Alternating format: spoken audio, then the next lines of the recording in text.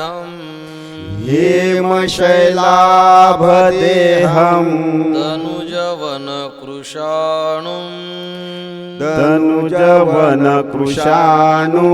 ज्ञानिनाम् अग्रगण्यं ज्ञानिनाम अग्रगण्यं सकलगुणनिधानं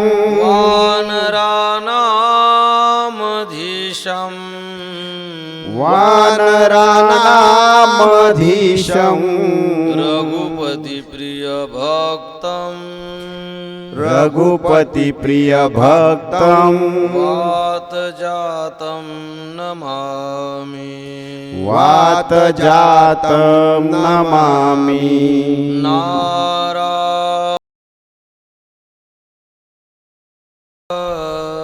नारायणोत्तमं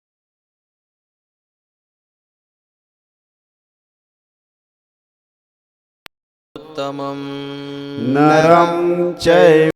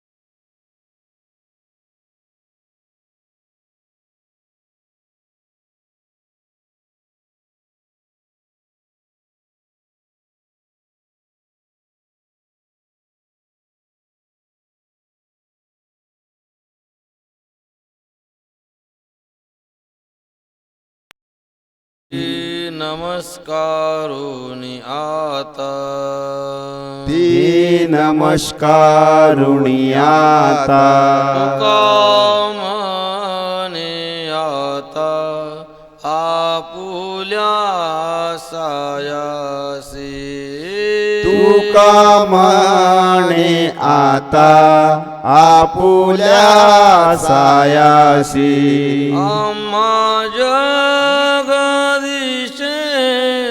सांभाळावे आम्हा जगदीशे सांभाळावे गायनाचे बुडे आपुलिया छंदी गायनाचे उडे आपुलिया छंदे सिया बलरामचंद्र भगवान की जय पवन सुत हनुमान की जय उमापति महादेव की जय बोलो रे भाई सब संतन की जय।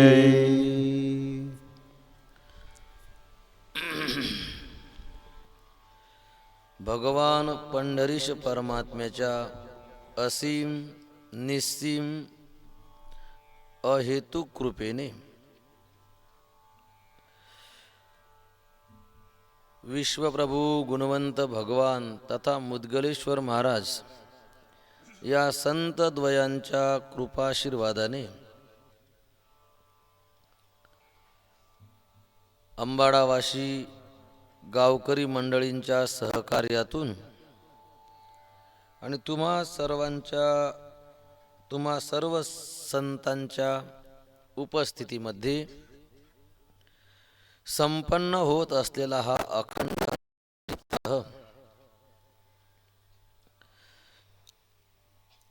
गुणवंत बाबाचा हा पवित्र परिसर आणि या पवित्र वातावरणामध्ये चालू असलेली ही रामकथा आजचा चौथा दिवस आहे। गेल्या 3 दिवसापासून आपण भगवंताची कथा ऐकत आहोत। कथा ही माणसाला ऊर्ध्व गती प्राप्त करून देणारी आहे. म्हणून या कथेचं महात्म्य, कथेचं महत्त्व साधू संतांनी ठिकठिकाणी वर्णन केलेलं आहे. आपण रोजही तुकोबाराचा एखादं दोन कडवं सांगून कथेचं महात्म्य सांगत आहोत. तुकाराम महाराज म्हणतात, तुका म्हणे जया आपुले स्वहित, करणे तेची प्रीत धरी कथे, करणे तेची प्रीत धरी कथे. तुका म्हणे जया आपुले स्वहित. तुकोबारा एकदम स्पष्ट बोलतात. तुकाराम महाराज म्हणतात, ज्याला आपलं खरं हित करून घ्यायचं आहे, जया आपुले स्वहित करणे, ज्याला आपलं खरं हित करून घ्यायचं आहे, त्यानं काय करावं? त्यानं या कथेविषयी प्रेम धरावं किंवा प्रेम धरून ही कथा ऐकावं. आदरानं श्रद्धेनं भाव धरून कथेचं श्रवण करावं. त्यानं काय होऊन जाईल? तुमचं खरं हित होऊन जाईल. तोची प्रीत धरी कथे. हित व्हावं असं वाटते का? मग कथेत प्रेम धर. आणि याच्या उलट सांगतात, कथेचा जर कंटाळा केला का हो, चाल ना, येत ना का, काय धंदे आहे टेकडीवाल्याले आणि महाराजाले कोणतं काम आहे? आपण रिकामी माणसं आहो का? रिकाम्या लोकांचं काम आहे कथा. रिकाम टेकडे आहे का कथा? असे जर शब्द तोंडातून बाहेर पडत असल किंवा नाही बोलला पण मनात जर असा विचार येत असल, तर तुकाराम महाराज म्हणतात, हरिकथे ते धिक्कारी, शत्रू माझा तोची वैरी. जो हरिकथेचा धिक्कार करतो, तुकाराम महाराज म्हणतात, तो माझा शत्रू आहे म्हणतात, तो माझा वैरी आहे म्हणतात. आणि तुकाराम महाराज संग वैर धरणं म्हणजे याच्यात काही सुख नाही काही. ज्या ज्या लोकांनी तुकाराम महाराज सोबत वैर घेतलं त्यांची फार फजिती झाली. बरं, आपण मे महिन्यात तुकोबाऱ्याचं चरित्र ऐकून आलोच. रामेश्वर भट्टानं वैर धरलं, असा नखापासून ते केसालकबानुसार जयत होता. 20-25 दिवस जयून पाय धरले तरी बिचारा शांत झाला. म्हणे रामेश्वर त्याच्या समागमी, झाले हे आराम देह माझी. म्हणजे कथेचा धिक्कार करणं, कथेला दूषण देणं, कथेला गालबोट लावणं, कथेकडे बोट करणं म्हणजे साधू संतांसोबत वैर धरल्यासारखं आहे. आणि जर प्रेम धरलं तर निश्चित तुमचं हित त्यानं होणार आहे. तुका म्हणे जया स्वहित आपुले करणे, तोची प्रीत धरी कथी. म्हणून तर भगवंताला आपण प्रार्थना करावं, गुणाबाबाला आपण रोज प्रार्थना करावं की जोपर्यंत आमचे श्वास चालू आहेत तोपर्यंत आमच्या जीवनात कथा ऐकण्याचा योग घडू दे. मेल्यावर काही होत नाही, म्हणून आमची कथा ऐकण्याची बुद्धी होऊ दे. कथा ऐकण्यासाठी देवा आम्हाला तुम्ही प्रवृत्त करा. ही कथा ऐकावी, भरपूर ऐकावी. म्हणून भागवतात पृथू नावाचा राजा होऊन गेला. त्या पृथ्वीराजानं भगवंताला सांगितलं, देवा मला 10,000 कान द्या म्हणे. भगवंत प्रसन्न झाले. विचारलं, अरे पृथू, प्रसन्न आहो तुझ्या, काय इच्छा आहे माग. सांगितलं, देवा तुम्ही जर प्रसन्न असाल ना, मला मग 10,000 कान द्या. आता सांगा, एक कान एक असला, आता सरास प्रत्येकाला 2 कान आहेत. कान म्हणाले 2 आहेत, ऐकतो किती आपण? 2 कानानं आपण एकच गोष्ट ऐकतो. बरं, नाही तर नाही, हे डावा खोटा ऐकासाठी आहे आणि उजवा खरा ऐकासाठी. असं काही आहे का? 2 कान 2 गोष्ट एकच ऐकू येते. बरं, एक कान असला तरी चांगला ऐकू येते, ऐकू येते ना. मग 10,000 जरी, आता 2 कानानं तेच ऐकायचं, एकाही कानानं तेच ऐकू येते आणि 4ही कानानं तेच ऐकू येते, मग कानात 10,000 कायला पाहिजे बरं? आता 10,000 लय झाले, 5-50 जरी कानं असले तर कुठे कुठे लावावं सांगा आता. आणि ज्याले 10-5 कानं असतील तो दिसील कसा बरं? त्याचा फोटो काढून घ्या, नाही का? माणूस पाहून घाबरून जाईल. पण पृथ्वी महाराज म्हणतात देवा प्रसन्न आहे का, 10,000 कानं द्या. अरे ही काय मागणी झाली? हे तर विचित्रच मागणी आहे. 10,000 कानं कुठे बसवा शरीरावर सांगा आता. तर त्याचा अर्थ असा होता की तुमची कथा इतकी गोड आहे किंवा पृथ्वी महाराजांच्या मनात कथेविषयी इतकं प्रेम होतं, इतका आदर होता की 2 कानानं कथा ऐकून तृप्ती होत नव्हती, मन भरलं असं वाटत नव्हतं. मग 10,000 कानं द्या म्हणे, आणि त्या 10,000 कानानं तुमची मी कथा ऐकीन तेव्हा मला माझी थोडीफार तृप्ती होईल, माझी भूक भागेल. बरं त्यांना कथा माहिती नव्हत्या का? त्यांना सगळंच माहिती होतं, तरी सुद्धा ते पुन्हा पुन्हा ऐकावं लागत असते. आणि याच्यामध्ये आपलं खरं हित आहे. कालही आपण परवाही सांगून आलो की कथा ऐकल्याशिवाय आपलं जीवन बदलेल कसं सांगा बरं? ऐकता हरिकथा भक्ती लागे. भक्तीचा आपल्या जीवनासंग स्पर्श होऊन जाते, अभाविक भाविक होऊन जाते. ऐकता हरिकथा भक्ती लागे त्या अभक्ता. आता लोकांचं म्हणणं असं आहे, बाबा कोण ऐकते हो, पर हे ऐकून सुद्धा कोण सुधारते हो? कोणी सुधारत नाही म्हणतात, असं लोकांचं म्हणणं आहे. काही नाही म्हणतात, मीच म्हणतो बरेचदा कोणी सुधारत नाही म्हणून. पण गोष्ट अशी आहे, मी जरी मग लोक सुधरत नाही असं म्हणत असेल ना, तर त्या म्हणण्याचा अर्थ असा की लय सुधरत नाहीत, थोडेफार सुधारलेत. म्हणजे सगळ्यातनी थोडा थोडा बदल झाला, पण जास्त बदल व्हावा ही अपेक्षा आहे. म्हणून मग वाक्य म्हटलं जाते की लोक सुधारत वास्तविक सुधारले. बरं, हा काय सुधारले तुम्हाला आता काय सांगू? तुम्ही लोक सुधारलेले आहात. तुम्हाला आता किती गोष्टी सांगू मी अशा. रोज ऊन असो, पाऊस असो, थंडी असो, नेमानं जपाल जाता. याला काय म्हणतात? मग तुम्ही सुधारले का नाही? जपाल दांडी मारत असता का? मारा वाटते का? हा, मग कोणाच्याही घरी जप असो, कोणाच्याही मंदिरात, कोणाही मंदिरात जप असो, ओळखीचा असो नसो, जपाल रोज जा वाटते का नाही? बरं, काही बसून चालले झाले का 4-5 वर्ष? आता 5 वर्षापासून नेमानं जपाल चालले, याले काय म्हणतात? सुधारणा आहे ना? सुधारणा आहेच. इतके बोलणे खाता तरी दुसऱ्या दिवशी बोलणे खाताना लाल, हिरवे, पिवळे, निळे होऊन जाता, आणि दुसऱ्या दिवशी पुन्हा कथा ऐकासाठी येऊन बसता. अरे कलियुग आहे, माणूस हू सहन नाही करत आजच्या काळात. नाही, माणसाला हू पण सहन होत नाही, आणि महाराज सुस्ती करत नाही. इतकं बोलणं खाल्ल्यावर दुसऱ्या चुपचाप बिचारे मंडपात येऊन बसतात. याला काय म्हणते? याला सुधारणाच म्हणतात. तुम्ही कधी लक्ष देत ना? आता ही टेकडी आहे आपली, या टेकडीवर 5-50-100 माणसं केव्हा असतात. तुम्ही सकाळी तरी 5-50 आहेत, आणि मग जसा जसा वेळ जाईल 10 वाजता 11 वाजता तर 100 माणसं होऊन जातात, आणि या टाईमाला तर मग आता 100च्या वर आकडा होऊन जाते. तुम्ही 1 मिनिट टेकडीवर बसा आणि तुम्हाला कल्ला हल्ला कुठे दिसते का? पहा बरं, कुठे बडबड, कल्ला हल्ला, आरोळ्या. माणसं नाही असं नाही बरं, माणसं आहेत पण आवाज येत नाही. बरं, बोलत नाहीत का? बोलतात ना, सगळेजण बोलतात. बोलण्याची पद्धत कशी आहे? बोलण्यातले विषय कोणते आहेत?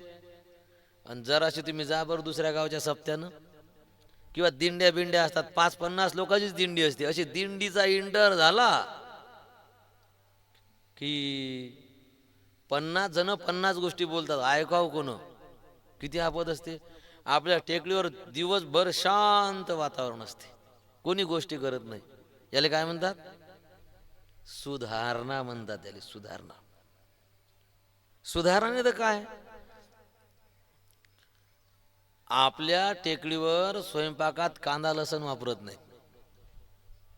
कांदा लसण नसते. कांदा लसणाचा स्पर्शच नाही आता टेकडीवर बरेच वर्षापासून. बरेच म्हणजे सालेसेन 7-8 वर्ष. आपल्या शेवटच्या महाप्रसादात त्याच्यात कांदा लसण नसते. याले काय म्हणतात? सुधारणा.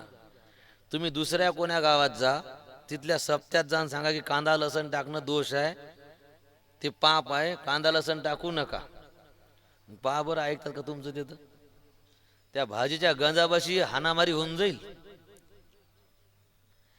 21,000 रुपये देतो मी. एका वर्षी 21,000 दिन आणि मग दरवर्षी 4-4, 5-5 हजार दिन मठात जर कांदा लसण टाकणं बंद केलं तर जाहीर सांगतो आता आपल्या मठात जर त्यानं निश्चय केला की आम्ही आजपासून अजिबात जोपर्यंत सप्ताह आहे तोपर्यंत आम्ही कांदा लसण टाकणार नाही, त्यानं हे 2-4 वर्ष करून दाखवा.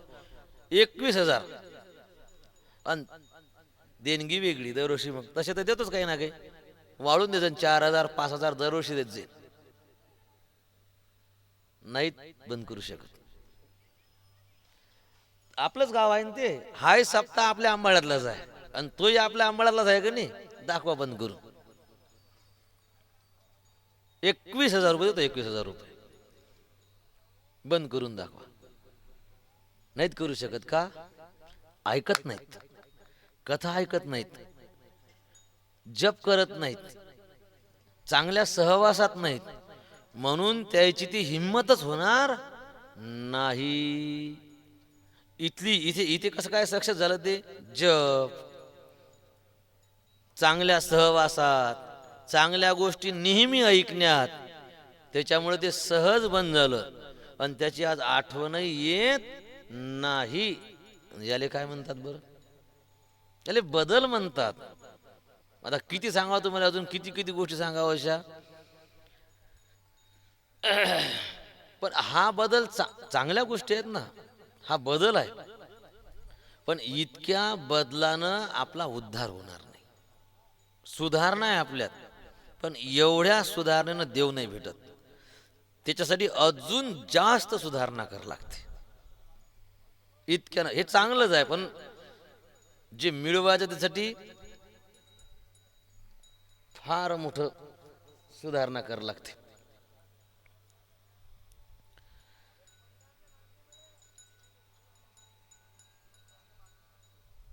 ते बबलू ते सौदा करू लागले बैलाचा 55 मागतले म्हणतात. त्याला म्हणा जरासा बाजून जाऊन करा सौदा, हे काही बाजार नाही म्हणा इथे सध्या.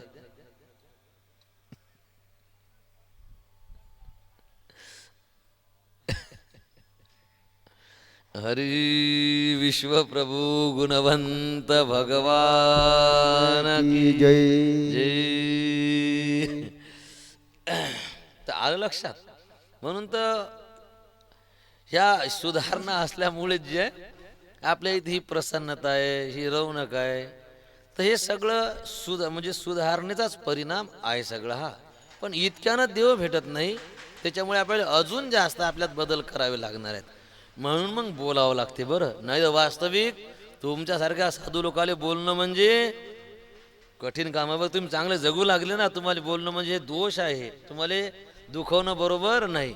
मग गोष्ट कशी आहे की थोडंसं अजून तुम्हाला 4 हात पुढे न्यायचं आहे, थोडं 4 हात पुढे न्यायला लागते. पण मग जरा असं मनात लागते. असं लेकरं जर चांगली वागत असतील घरात, मायबापाले फार वाईट सवय लागली, घरातले बुड्या बाळायला बेकार सवय लागेल आहे. लहान लेकरं जर असे चांगले वागले, चांगले काही करायला लागले की त्याला घेऊन नाचतात. पाना आमचा पोरगा, पाना आमचा नातू, पाना आमची नात. बाबू मन रे पैसायदा भाऊ म्हणून दाखव रे श्लोक आबजीले. बाबू बाबू खेळून दाखव बरं पावली महाराजाले. लहान लेकरू असते ते, चांगली गोष्ट आहे. पण काय होते, त्या लहान लेकराले मोठेपणा जर देत गेलो, त्याची स्तुती जर करत गेलो ना, तर ते लेकरू वाया जाते. इतकं वाया जाते की मग ते हाती लागत नाही. असं म्हणा त्या लेकराची वाळ खुटते. त्याला जर सारखा मोठेपणा भेटत राहिला, स्तुती घडली ना, तर ते त्याच्या गुणात त्याच्यात वाढ नाही करत, त्याची वाळ खुंटून जाते. लेकरं वाया जातात ते. तसं परमार्थातले आपण लेकर आहोत. आपल्याला किती परमार्थ समजते? थोडासा. आपण परमार्थातले लेकर आहोत. आणि मग चांगली गोष्ट आहे, आपण चांगलं जगू लागलो हे. पण आपण अजून पकडलो नाही ना परमार्थात, कच्चे आहो. पण नेमकीच आपली चांगलं जगण्याची सुरुवात आहे. आणि सुरुवातीला जर तुमची स्तुती केल्या गेली ना, तर गोष्ट अशी होती की त्या पुढच्या माणसाला असं वाटतं की बनलो आपण, आता आपल्याला काही करायची गरज नाही. हे मी सांगत नाही, हे तुकाराम महाराज म्हणतात. न येस्तवू काचे होते क्रिया नष्ट. स्तवू नये, कोणास काचे, काचे म्हणजे कच्चा, जो अपरिपक्व आहे त्याची स्तुती करू नये. का? क्रिया नष्ट होती. कसाही जपात चालला होता, कसाही बिचारा एखादी पंगत घालत होता, कसाही बिचारा हातभार सेवा बिवा करत होता आणि त्याला मोठेपणा दिला. पाटील आहेत म्हणून सप्ताह आहे, पाटील आहे म्हणून आमची ठाकूरकी आहे, हा अमका आहे म्हणून आमची इज्जत आहे, हा आमचा मेन माणूस आहे, असं करत गेलं ना तो येते मानात आणि टम फुगते. आणि मग त्याला म्हणा खाऊ तुम्ही गेल नाही स्वयंपाकात, ठेका गेलाय का? मग लोक म्हणतात काय राजा माणूस वाया चालला. वाया चालला नाही, वाया घातला, वाया घातला. आलं लक्षात? म्हणून मग तुमचा मोठेपणा करत नाही. मग आता 2-3 दिवस झोडपे झाडपे झाले तर म्हणून जरा काल जरा जास्त झालं होतं, पण सुधार नाही. विषय काय की इतक्यानं आपल्याला आपलं बरं होणार नाही, भरपूर पुढे जायचं आहे. म्हणून मग असं म्हणता येत नाही. ठीक आहे. हरी तर कथेमध्ये आपला विषय हा चालू होता. हरी विश्वामित्र महामुनी ज्ञानी, बसही बिपिन शुभ आश्रम जानी. राम कृष्ण हरी जय जय राम कृष्ण हरी, राम कृष्ण हरी जय जय राम कृष्ण हरी. जहा जप यज्ञ जोग मुनि करही, राम कृष्ण हरी जय जय राम कृष्ण हरी. अति मारीच सुबाहु ही डरही, राम कृष्ण हरी जय जय राम कृष्ण हरी. राम कृष्ण हरी जय जय राम कृष्ण हरी. राम कृष्ण हरी जय जय राम कृष्ण हरी.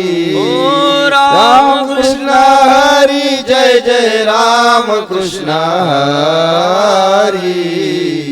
राम कृष्ण हरी जय जय राम कृष्ण हरी. प्रभु रामचंद्र भगवान की जय. विश्वामित्राबद्दल सांगतात तुलसीदासजी की यज्ञ करत होते म्हणतात, पण त्यांनी केलेला यज्ञ जो आहे तो यज्ञ शेवटावर जात नव्हता. कारण काय?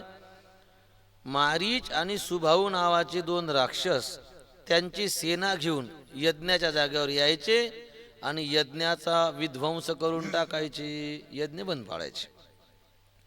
तर काल आपण विश्वामित्राचं थोडंसं चरित्र पण सांगितलं. बरं, आपल्या कानावर ऐकण्यात आहे की विश्वामित्र म्हणजे सगळ्यात होकेल माणूस असं आपण ऐकलेलं आहे.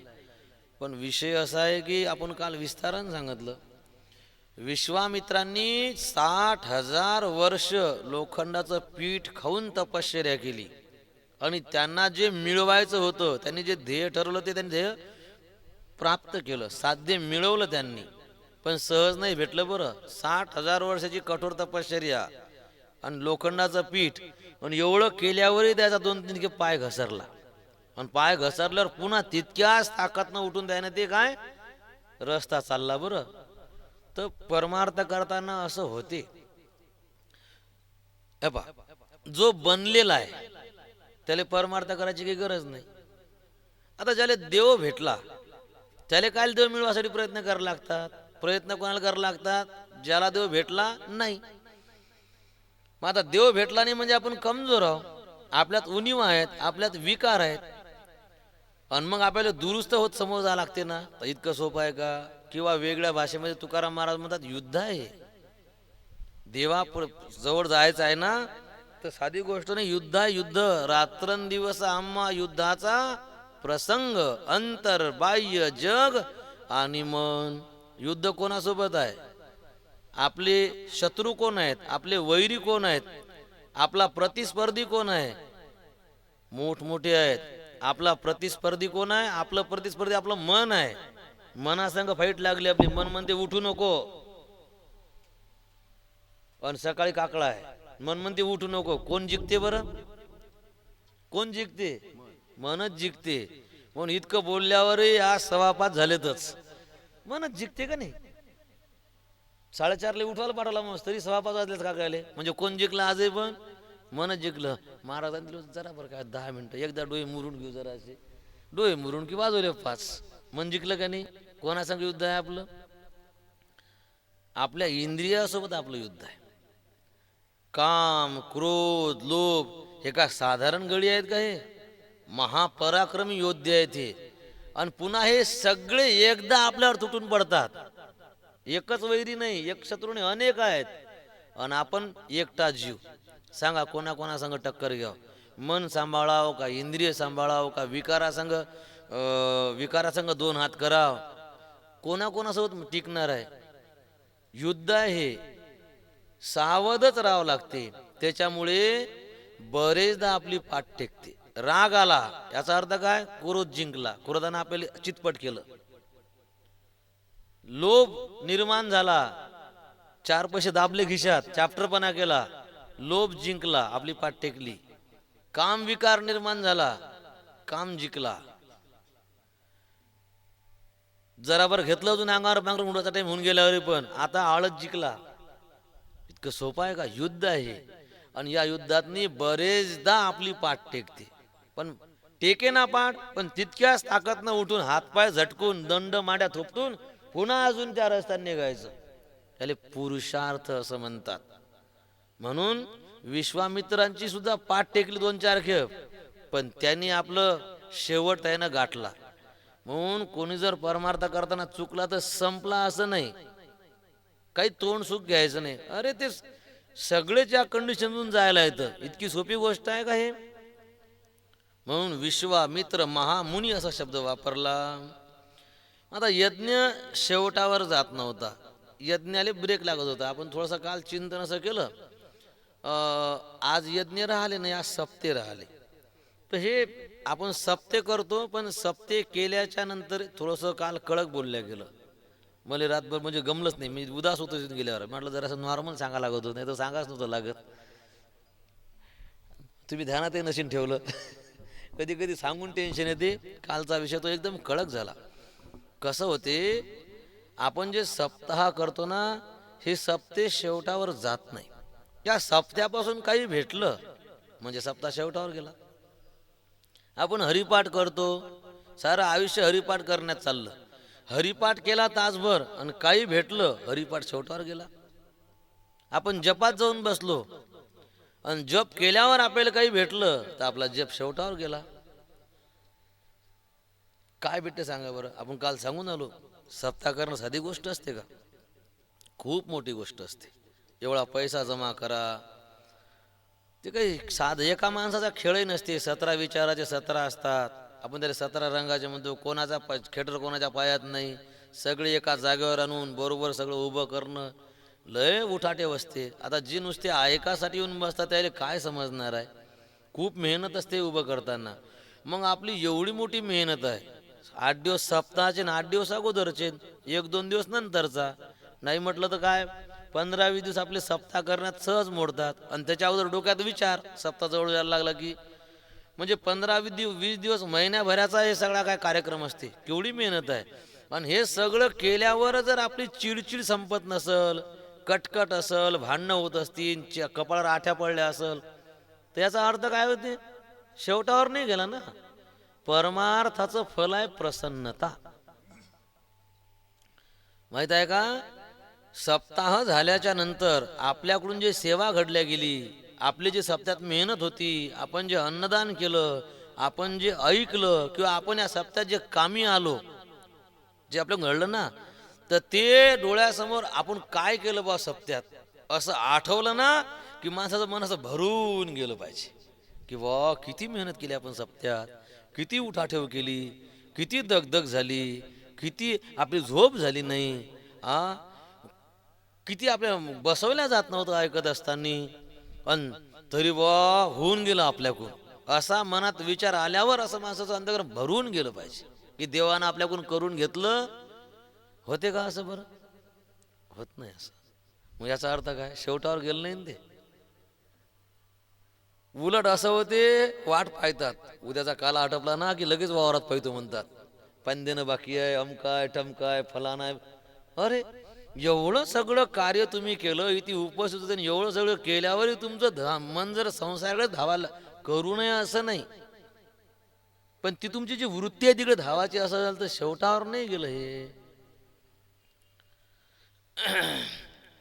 आळंदी पंढरपूरला आपण जेव्हा गेल्याच्या नंतर आपण जे एक मुक्काम केला, दोन मुक्काम केला, जे आपण दर्शन केलं, प्रदक्षिणा घातल्या, आपण तिथे कीर्तन ऐकले, हे जे आपण त्या आळंदी पंढरपुरात सगळं केलं ना, आणि तिथून आपण निघलो ना, तर कोणासंग बोला नाही वाटलं पाहिजे माणसाला. गाडीत चुपचाप बसून राहिलं पाहिजे, आपलं गंभीर शांत राहिलं पाहिजे माणसानं. मग समजाव याले पंढरपुरात आल्याचं सुख भेटलं. आपली तर ते सुरू निघत नाका, मग चालत नाका, मग झालं नाही का साहेब, मग कुठे गेला ते, मग आणि ती कुठे गेली, मग त्याला अशीच धंदा आहे. म्हणजे जे अनुभवलं आपण त्या पंढरपुरात, त्याच्याहून सर पाणी अजिबात आपलं मन चिडचिड नाही होतं. त्याला आपल्या स्पर्धाच फाटू द्यायचा नाही, तो अजिबात मन चिडचिड होऊ द्यायचं नाही. ते टिकून ठेवायची प्रसन्नता, काही वेळ तरी, तासभर, 2 तास, 4 तास, किमान त्या जागेतून बाहेर निघेपर्यंत तरी. काय सांगा बरं, हे कोणी सांगतही नाही बरं ह्या गोष्टी. विषय काय की शेवटावर गेलं, तसं जर झालं आपलं अंतकरण तर शेवटावर गेलं ते. मग आता एवढे सप्ताह होतात, धार्मिक कार्यक्रम होतात, पण ती प्रसन्नता, तो आनंद प्राप्त नाही होत. का तो आनंद प्राप्त होत नाही, तो का शेवटावर जात नाही सप्ताह किंवा विश्वामित्राचा यज्ञ शेवटावर का जात नव्हता, त्याचे कारण 2. एक कारण सुभाऊ, आपण जे सप्ताह करतो ना, तर या हे सप्ताह करत असताना आपल्या अभिमान असते आपल्या मनात की मी हा म्हणून होते, आणि या वृत्तीमुळे एवढं सगळं केल्यावरही त्याचा आनंद भेटत नाही. बस मी आहो म्हणून होते, मी आहो म्हणून झालं, आपला मीपणा असतेच का नाही. हा आम्ही पंगत केली, मै वर्गणी जास्त होती, मी होतो राजा उभं म्हणून जमलं ते. आता मी कोणाला बोलूनही लागलो, पण सरसकट असे वाक्य बोलले जातात, अहो मी होतो म्हणून काकडा होत जाय, असं म्याही म्हणायला पाहिजे का नाही. मी होतो म्हणून हरिपाठ होत जाय, मी आहो म्हणून भागवत होऊ राहिलं. यानं काय होते माहिती आहे का, की हे जो आनंद आहे याच्यापासून होणारा, तो आनंद एका झटक्यात खतम होऊन जाते. अहम करो मी वृथाभिमाना, काल आता 20 तारखेला पण पुन्हा सांगितलं व्यवस्थित समजून. म्हणून हे सगळं करा आणि लक्ष ठेवा, आपण जे केली सेवा, आपल्या हातून जे इथे काही ना काही घडलं, याचा आपण मोठेपणा तर घेऊनही राहिलो. आपण मोठेपणा तर वाहवत नाही चाललो, आणि जर वाहवत जात असू तर आपल्याला आनंद नाही भेटणार. आणि दुसरी गोष्ट, आपण हे करू लागलो, पण करू कशासाठी करू लागलो, हे आपण लोकांना दाखवासाठी करू लागलो का आपल्यावर बाबाची कृपा व्हावं म्हणून करू लागलो, याचाही विचार आहे ना.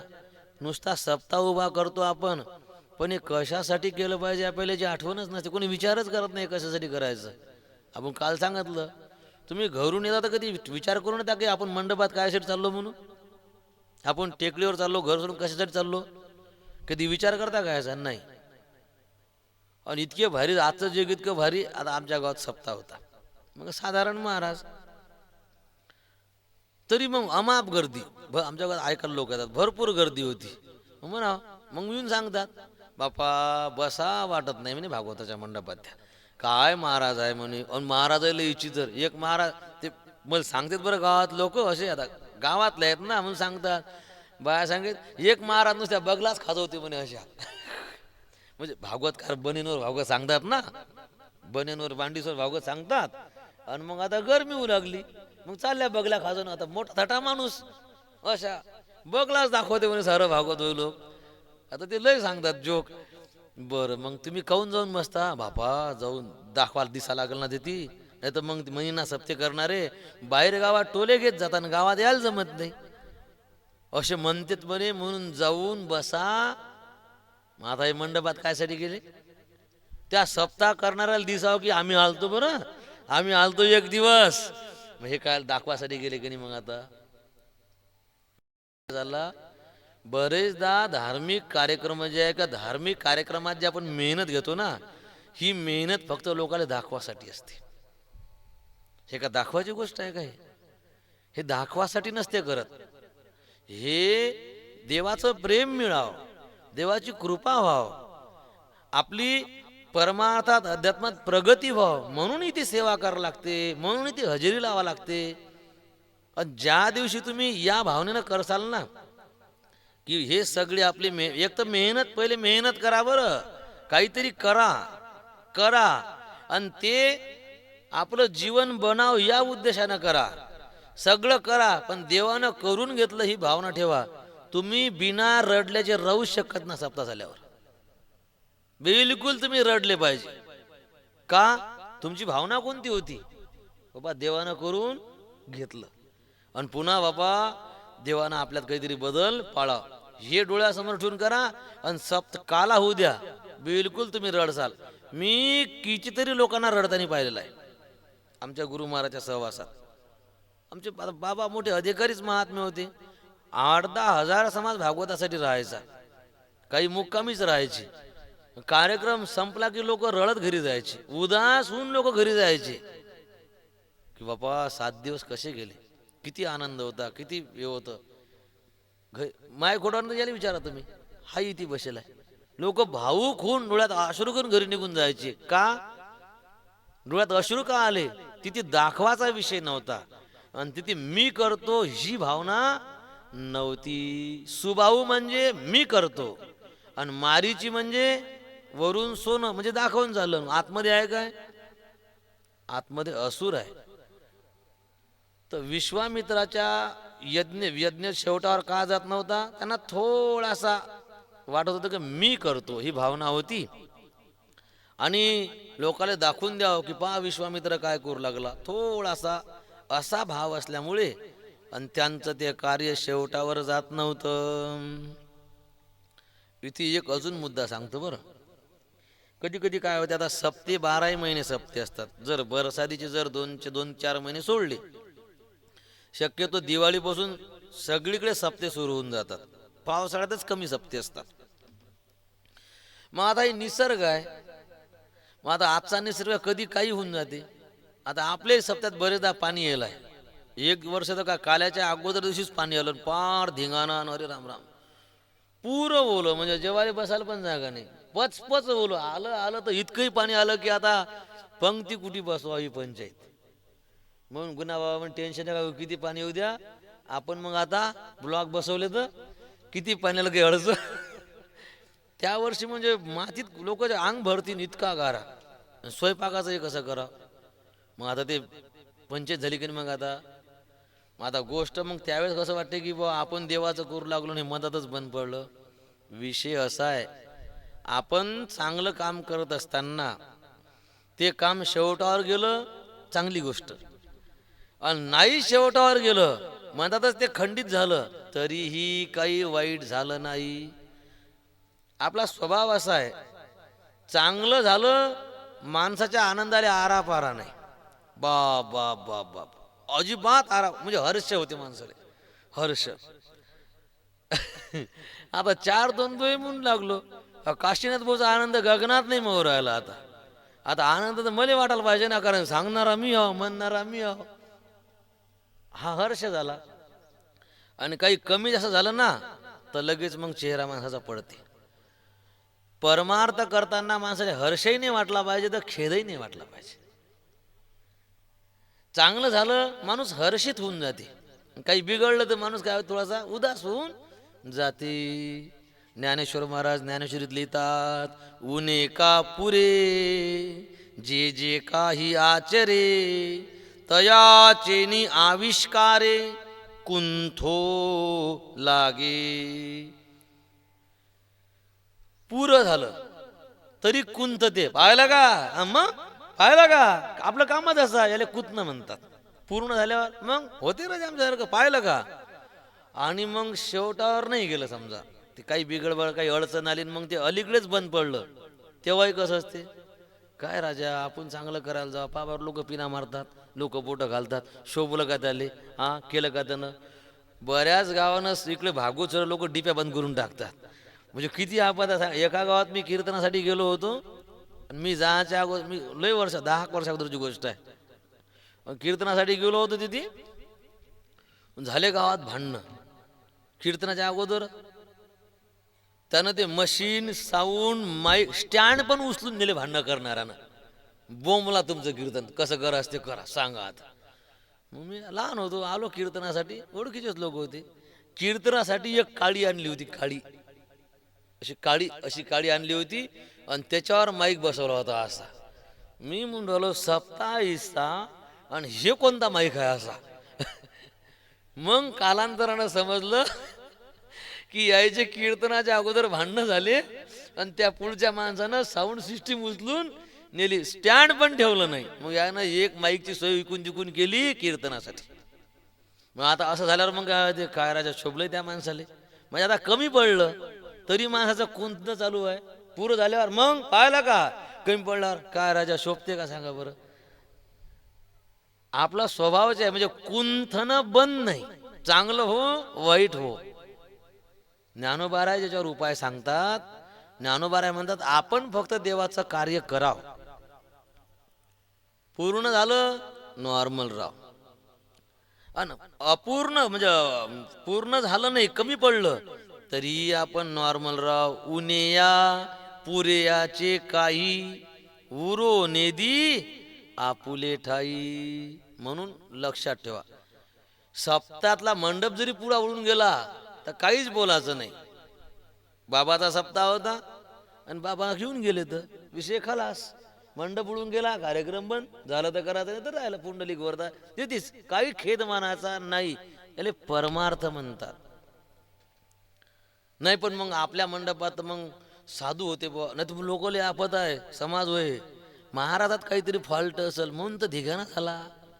नाही नाही नाही नाही हो, अध्यक्ष बरोबर नाही. अरे बॉडीजले बोगस आहे म्हणतात म्हणून तर सत्यानाश होते द्यायचा म्हणतात. हे लोकाले फक्त चान्स पाहिजे तसं बोलासाठी. अरे साधू संतांच्या उपस्थितीमध्ये पण बरेचदा परमार्थिक कार्य बंद पडलेले आहेत. तुम्ही गजानन महाराजाला मानणारी मंडळी, गजानन विजय वाचा, मुंडगावची गोष्ट आहे. आणि गजानन महाराजांना बोलावलं मुंडगावले आणि 10 गावले चुलबंद जेवण होतं. झामसिंगाने केलं होतं 10 गावले चुलबंद जेवण, 10-15 गावले, म्हणजे मुक्त अन्न सत्र होतं. आता ते गजानन महाराजा काळजी म्हणजे पोटवर भाकर नाही भेटे. स्वयंपाक तयार झाला आणि पंक्ती बसवायची. आता गजानन आज पंक्ती बसू नको, लोक रात्री मुक्कामी आहे, आता 12 वाजले आज पंक्ती स्वयंपाक तयार आहे आणि आज लोकांना जेव घालू नको. झामसिंग म्हणे बाबा स्वयंपाक तयार आहे. मग काय होते म्हणे आज नको जेव घालू म्हणे, पंगत काही बसवायची म्हणे, उद्या लोक जेव घाल म्हणे. आता कालचे आलेले आज काहीच नाही आणि डायरेक्ट उद्या जेवण. आता हे व्यवहार पट्टे का माणसाला समजा. आता पण गजानन महाराज सांगू लागले ते त्याला पटे नाही, ऐकलं नाही बघायला. आता भाज्या खराब होतील ना, 24 तास भाज्या टिकतात का त्या, भाजी खराब होऊन जाईल, लोक काय म्हणतील हे सारं. गजानन महाराजांना नाही म्हटलं तरी त्यानं पंक्ती बसवल्या. अशी पंगत बसली ना असं वाळणं सुरू झालं म्हणतात.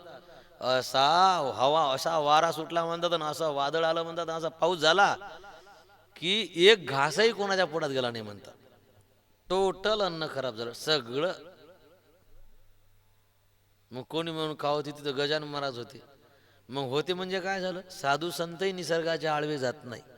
म्हणून असं जर आपलं एखादं कार्य जर मनात बिघडलं ना, त्याच्यात दुःख मानायचं नाही, देवाची इच्छा समजून प्रसन्न राहायचं. देवाची इच्छा 4 दिवस करावं इतकंच होतं बा. 4 दिवस झालं ना जाऊ द्या, पुढची देवाची इच्छा करू नये अशी आहे तीच बंद. हे समज आली पाहिजे पहिले परमार्थात. ठीक आहे. हा सगळा विषय कशावरून निघला, विश्वामित्रांचा पूर्ण होत नव्हता. मोठे लोक असतात, मोठे माणसं, मोठे त्यांना मोठं असंच म्हणतात का. मोठ्या लोकांना त्यांच्या चुका सांगायचं काम नाही पडत, आणि किंवा सांगितलं तरी इतकं सांगावं लागत नाही, कारण शहानिया पुरे एकची वचन. मोठ्या माणसाले शहाण्या माणसाले इशाराच काफी असते, फक्त इशाऱ्यात ते आपली चूक समजून घेतात. विश्वामित्राने विचार केला की माझा यज्ञ शेवटावर का जात नाही. लक्षात आलं की मी स्वतःच्या ताकदीनं यज्ञ करू लागलो म्हणून शेवटावर जात नाही. देवाच्या आधारानं केला पाहिजे. आणि मी लोकांना दाखवासाठी सगळे करू लागलो, नाही नाही नाही, लोकांना दाखवासाठी नाही, देवाच्या प्रसन्नतेसाठी आपण हे सगळं केलं पाहिजे. आणि मग त्यांच्या एक गोष्ट लक्षात आली की आपण हा यज्ञ देवाच्या आधारानं करू. आणि देवाचा 7वा अवतार झाला होता अयोध्येमध्ये रामप्रभूच्या रूपानं. मग देवच घेऊन येऊ आणि देवाच्या आधारानंच हा यज्ञ आपण पूर्ण करून घेऊ.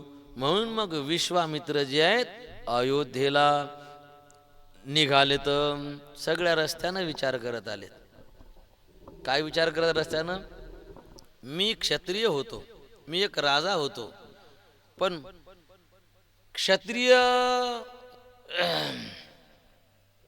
मी क्षत्रियत्वाचा त्याग केला आणि ब्राह्मण झालो. कशासाठी? देव प्राप्त करायसाठी. पण काय आश्चर्य आहे, आज देव क्षत्रियाच्या घरी जन्माला आला. विचार करू लागले, मी क्षत्रिय होतो ना, तिथे जाऊन परमार्थ करत असता. भगवान परमात्म्यानं क्षत्रियाच्या घरी अवतार घेतला. केवढं आश्चर्य आहे. अयोध्येमध्ये आली, शरयू नदीमध्ये स्नान केलं आणि राजा दशरथांना ही बातमी समजली की विश्वामित्र ऋषी अयोध्येमध्ये आलेले आहेत.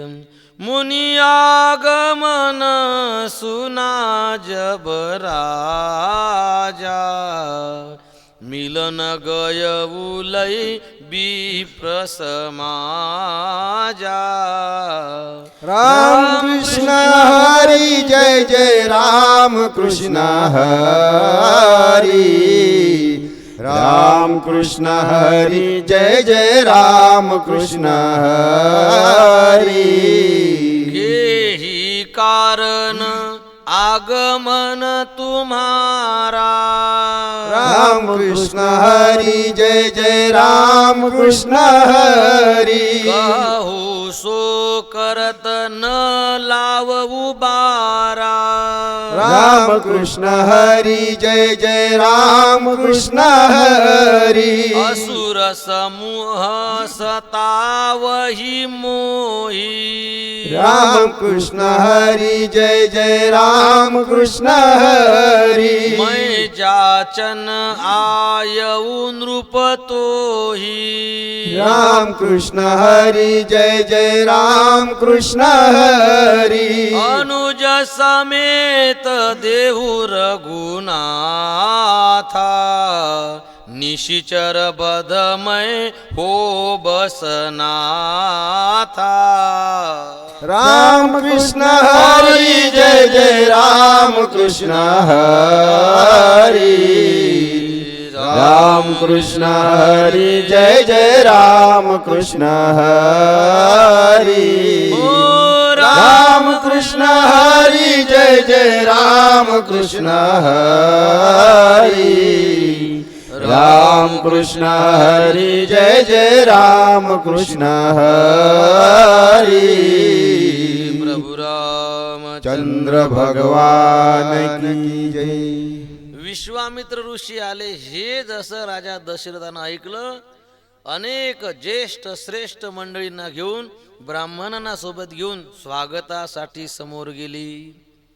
घरी घेऊन आली, दंडवत घातला, आसन दिलं बसण्यासाठी, पाद्यपूजा केली, अक्षत फुलाचा हार गळ्यात टाकला. दुपार झाल्यामुळे भरपेट जेवण करू घातलं. जेवणानंतर त्यांना विश्रांती करवली आणि विश्रांतीनंतर राजा दशरथ त्यांचे पाय दाबत बसले. आपल्या परिवार बोलावला. सगळ्या परिवाराकडून आपल्या पत्न्या मुलां त्यांचं दर्शन घेण्याकरता सांगितलं. परिवाराकडून दर्शन करवलं आणि मग नंतर मोठ्या विनयानं विचारलं, महाराज तुमच्यासारखे साधू विनाकारण कोणाच्या घरी जात नाहीत. तुमच्यासारखे साधू विनाकारण संसारिकाच्या घरी येत नाहीत. आणि जे साधू विनाकारण संसारिकाच्या घरी उतरतात ते साधू म्हणायला शोभत नाही. काहो महाराज कसे का? असंच म्हणे चाललो होतो इथून म्हणून या. मग रस्त्यावर घरामध्ये काही घरी येतं का? संसारिकाचं काही आहे का नाही? काही जीवन झाले उठला की सुटला महाराज. हा कारणाशिवाय कोणाच्या घरी साधून जाऊ नये. विनाकारण साधूनं कोणाच्या घरी जायचं नाही. आणि तुम्ही एवढे मोठे साधू आहात आणि तुम्ही आज आमच्यासारख्या संसारिकाच्या घरी आले म्हणजे निश्चित काही ना काही उद्देश हेतू घेऊन आले असाल. केही कारण आगमन तुम्हारा. म्हणून महाराज तुम्ही कशासाठी आले हे स्पष्ट सांगा. तुम्ही ज्या इच्छेनं आले ना ती इच्छा पूर्ण करण्याकरता मी वेळ लावणार नाही. मग विश्वामित्र म्हणतात मी यज्ञ करू लागलो पण मग ते असुर जे आहेत माझ्या यज्ञाचा ध्वंस करतात, यज्ञ शेवटावर जाऊ देत नाही. म्हणून माझ्या यज्ञाच्या रक्षणासाठी मी तुझे 2 मुलं राम लक्ष्मण यांना नेण्यासाठी आलो. तू काय कर, राम आणि लक्ष्मण याला माझ्या स्वाधीन कर. अनुज समेत देहू रघुनाथा. अनुज म्हणजे लक्ष्मण, लक्ष्मणासहित रामाला मला दे. आता वय किती होतं यायचं, लहान होते ते, काही जास्त वय नव्हतं यायचं, 14-15 वर्षाचे असतील. पण सांगितलं की हे तुझे मुलं मला दे. कशासाठी? मोठमोठे राक्षस त्यांना मारण्यासाठी दे. हे ऐकता बरोबर हे ऐकून तर थरकाप सुटला राजा दशरथ झाले. तोंड चेहरा उतरला, तोंड कोरडं पडायला लागलं, अंतकरण असं एकदम टेन्शन आलं, थर थर थर थर हालायला लागली. आणि डायरेक्ट दशरथजी म्हणतात महाराज तुम्ही विचार करून माझी मुलं मागितली नाहीत. साधुले असं उलटून बोलत नसते बरं, साधुले उलटून बोलत नसतात. ते विश्वामित्र आहेत, रागीट माणूस आहे, अजिबात कोणती गोष्ट सहन करत नाही, लगेच शापच द्यायला तयार आहेत. विश्वामित्र मोठे खतरनाक. या रामचरित मानसमध्ये ते नॉर्मल दाखवेलं आहेत. दुसऱ्या कोण्या ग्रंथात नॉर्मल न राहणारा महात्मा म्हणजे विश्वामित्र आहे. सहनच करत नाही महात्मा कोणती गोष्ट. आणि आज तोंडावर म्हटलं, काय म्हटलं, महाराज तुम्ही जे मागू लागले ना मागताना तुम्ही विचार नाही केला, तुम्ही काय मागू लागले तर डायरेक्ट. वशिष्ठ ऋषी घाबरले, अरे बा असा बोलू नको बा, खतरनाक महात्मा आहे. नाही नाही नाही महाराज तुम्ही मागताना विचार नाही केला. कारण काय, चौथे पण पायऊ सुतचारी विप्रवचन नाही कहेहु बिचारी. जे मुलं तुम्ही मला मागण्यासाठी आले ना महाराज ते काही रस्त्यावर पडले आहेत का? 60,000 वर्षाच्या नंतर झाले ते. चौथे पण चौथ्या आश्रमात झाले म्हणतात. चौथ्या आश्रमात झालेले आहेत ते मले, म्हणजे म्हातारपणा झालेले आहेत हे. किती जीव असते देत नाही. आणि पुन्हा गोष्ट कशी आहे, दिले असते पण डेबरे डाबरे उंदरे नाहीत ना ते कसे आहेत. अरे राम राम राम राम, पहा माझे लेकरं कसे आहेत. आहा हे लोक बरं मागू कसं लागले, घरी जेवायला नव्हतं म्हणून आले का? नाही नाही, राक्षस त्रास देतात. तो सुबाहून मारीच आणि त्यासारखे हजारो लाखो असुर त्यांना मारण्यासाठी माझे सुकुमार मुलं हे. बिलकुल बिलकुल तुम्ही महाराज बोलताना विचार नाही केला, तुम्ही तुमचं बोलणं योग्य नाही. रळा लागले, डोळे भरून आले बरं. आणि दशरथजी म्हणतात महाराज खरं सांगू का, मुलं नका मागू फक्त, बाकी काही मागा. काही म्हणजे माझं सगळं राज्य मागा आणि त्या माझ्या राज्यासोबत माझा जीवही मागा. माझा जीवही मागा, पूर्ण राज्यासोबत माझा जीवही मागा. 1 सेकंद विचार करणार नाही, लगेच तुमच्या पायावर सगळं ठेवून देईन. राम नाही देत, राम देत नाही बनत गुसाई. राम नाही देत, डायरेक्ट राम नाही देत म्हणे. काय समजलं याच्यातून? जगातले पहिले असतील राजा दशरथ, ज्यांनी देवासाठी सगळं सोळ्याचा विचार केला. सगळं राज्य देऊन टाकतो, त्याच्यासोबत माझा जीव देतो. राम नाही देत. आणि आपली गोष्ट कशी आहे, बस संसार दिसला की आपण देव सोडायला तयार आहोत. आपण संसारासाठी देव सोडून देतो. आणि राजा दशरथ रामासाठी संसार सोडायला तयार आहेत. लक्षात असेल सांगतो का हो, काल दिसले नाही तुम्ही कथेत नाही इव आलता म्हणे का, इव आलता म्हणून भागवताला आलो नाही. कोणासाठी सोडलं भागवत? देव कोणासाठी सोडला? इवयासाठी. का हो? तुम्ही महाराज अर्जंट पण दिन होतं म्हणतात आणि लाईन होती काल दिवसा म्हणून येणं झालं नाही. कोणासाठी सोडलं?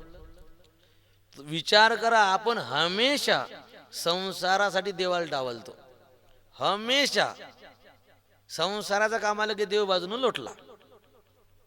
जपाचा टाइम आणि तेच टाइम संसाराचा काम निघ, जपाले दांडी, हरिपाठाले दांडी, झोपीसाठी काकड्याला दांडी. आपण नेहमी देव बाजून करतो संसारासाठी. राजा दशरथ पहिले असे आहेत, सगळा संसार घ्या, देव नाही देत. असं आपलं वाव, केवढी मोठी शिकवण आहे सांगा.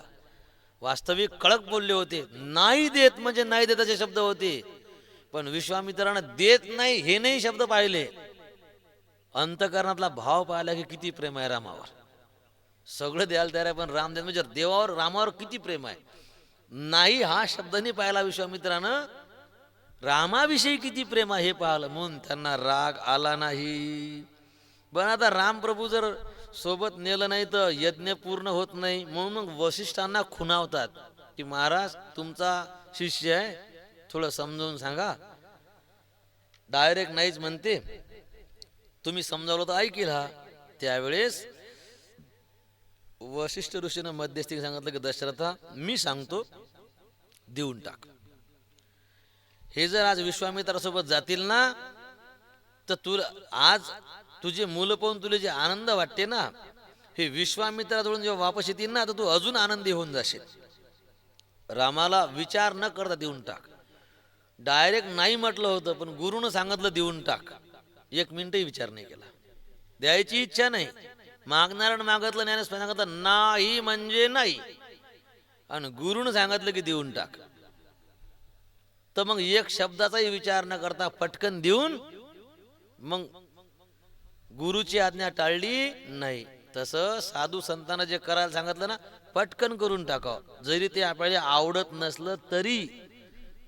साधूनं सांगितलं ना पंगत घाला, पटकन देऊन टाकावं, आवडत नसली तरी. लोकांना जीव घालायची इच्छा नसली तरी देऊन टाकावं. सांगणारा कोण आहे? आपल्याला समजत नाही काही, पण मोठ्या माणसाला समजते ना. पटकन करून टाकाव. मग देऊन टाकले. आणि मग विश्वामित्र जे आहेत राम लक्ष्मणजी यांना घेऊन जे आहेत आणि आपल्या आश्रमाच्या दिशेनं निघाली. आणि जात असताना रस्त्यामध्ये ताडका, हिंदीमध्ये तिला ताडका म्हणतात आणि आपल्या संत वाङ्मयातने ताटिका असा शब्द आला.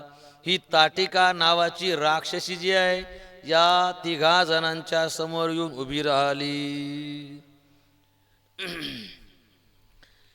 हिच्या नवऱ्याचं नाव होतं सुंद. सुंद उपसुंद असे दोघं जुळे भाऊ होते. त्या दोघांचं मरण असं होतं, ते दोघं भाऊ त्यानं असा वर मिळवला होता की आम्ही दोघं भाऊ एकमेकाले मारू तरच आम्ही मरू, नाही तर आम्हाला मरण नसलं पाहिजे. आणि त्या दोघा भावाचं खूप प्रेम होतं, अतिप्रेम होतं. आणि त्याला माहित होतं की आपण दोघं भाऊ भांडणं करणार नाही, आणि भांडणं केलं तर मरण, भांडणं करणार नाही आपण म्हणजे आपल्याला मरायचं काम पडणार नाही. आपण मेलो तर एकमेकाच्या हातून मरू, तिसऱ्या आपल्याला मारू शकत. अमर राहासाठी त्यानं हे देव त्याच्यापेक्षा भारी एक अप्सरा पाठवली दोघाच्या मधात. मोठा म्हणते का रे कशी वाटली तुझी वहिनी? दादा मुगे बसा, तुमची सून आहे ते लायना म्हणे. मोठा म्हणे नाही नाही रे तुझी वहिनी आहे.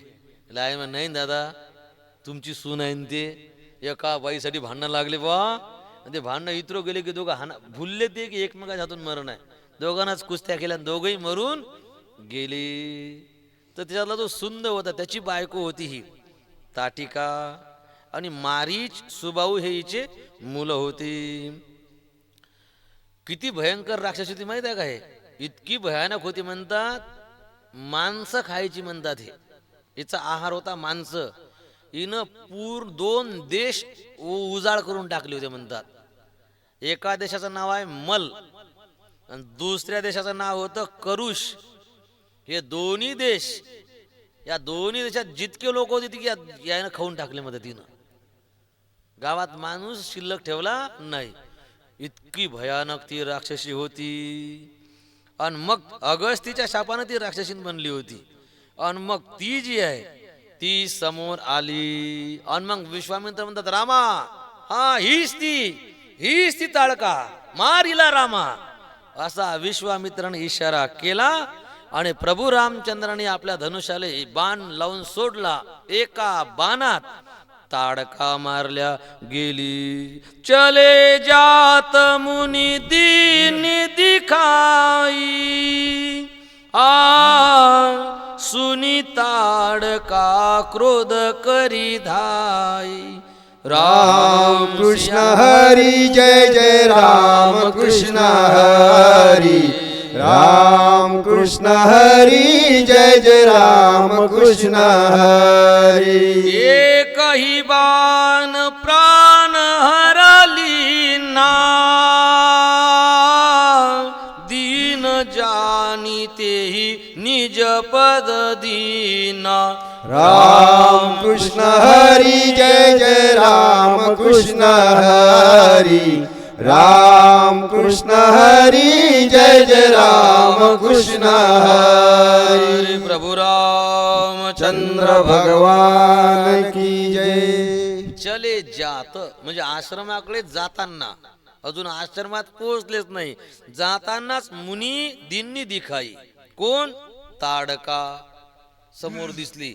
आणि या तिघाच्या जण अंगावरती रागानं धावली म्हणतात, क्रोध करी धाई. आणि प्रभू रामचंद्राने एका बाणानच एवढी भयंकर राक्षसी मारली. आपण प्रभू रामचंद्र करुणाकर आहेत म्हणून जरी ती राक्षसी होती, तिनं दोन देशातले सगळे माणसं जरी खाल्ले होते तरी बिचारीला काही समजत नाही. तिला समजलं तिनं असं काम केलं असतं का? म्हणून तिला काही समजत नाही असं समजून तिचे गुन्हे माफ केले आणि तिला आपलं पद देऊन टाकलं. दीन जानी तेही निज पद दिन्ना. पुढे आश्रमात जातात आणि विश्वामित्राने राम लक्ष्मणाला सोबत आणलं, पण यांच्या अंगात शक्ती किती आहे माहित नव्हतं ना. आता एका बाणात ताडका मारली एवढी मोठी. विश्वामित्राने रामप्रभूच्या शक्तीची जाणीव झाली आणि मग शक्तीमध्ये अजून शक्ती त्यांना दिली. विश्वामित्राने राम लक्ष्मणाला अनेक अस्त्र शस्त्र दिले म्हणतात. 65 प्रकारचे अस्त्र दिले. सगळ्या मिळून 100 शस्त्र अस्त्र विद्या राम प्रभूला दिल्या.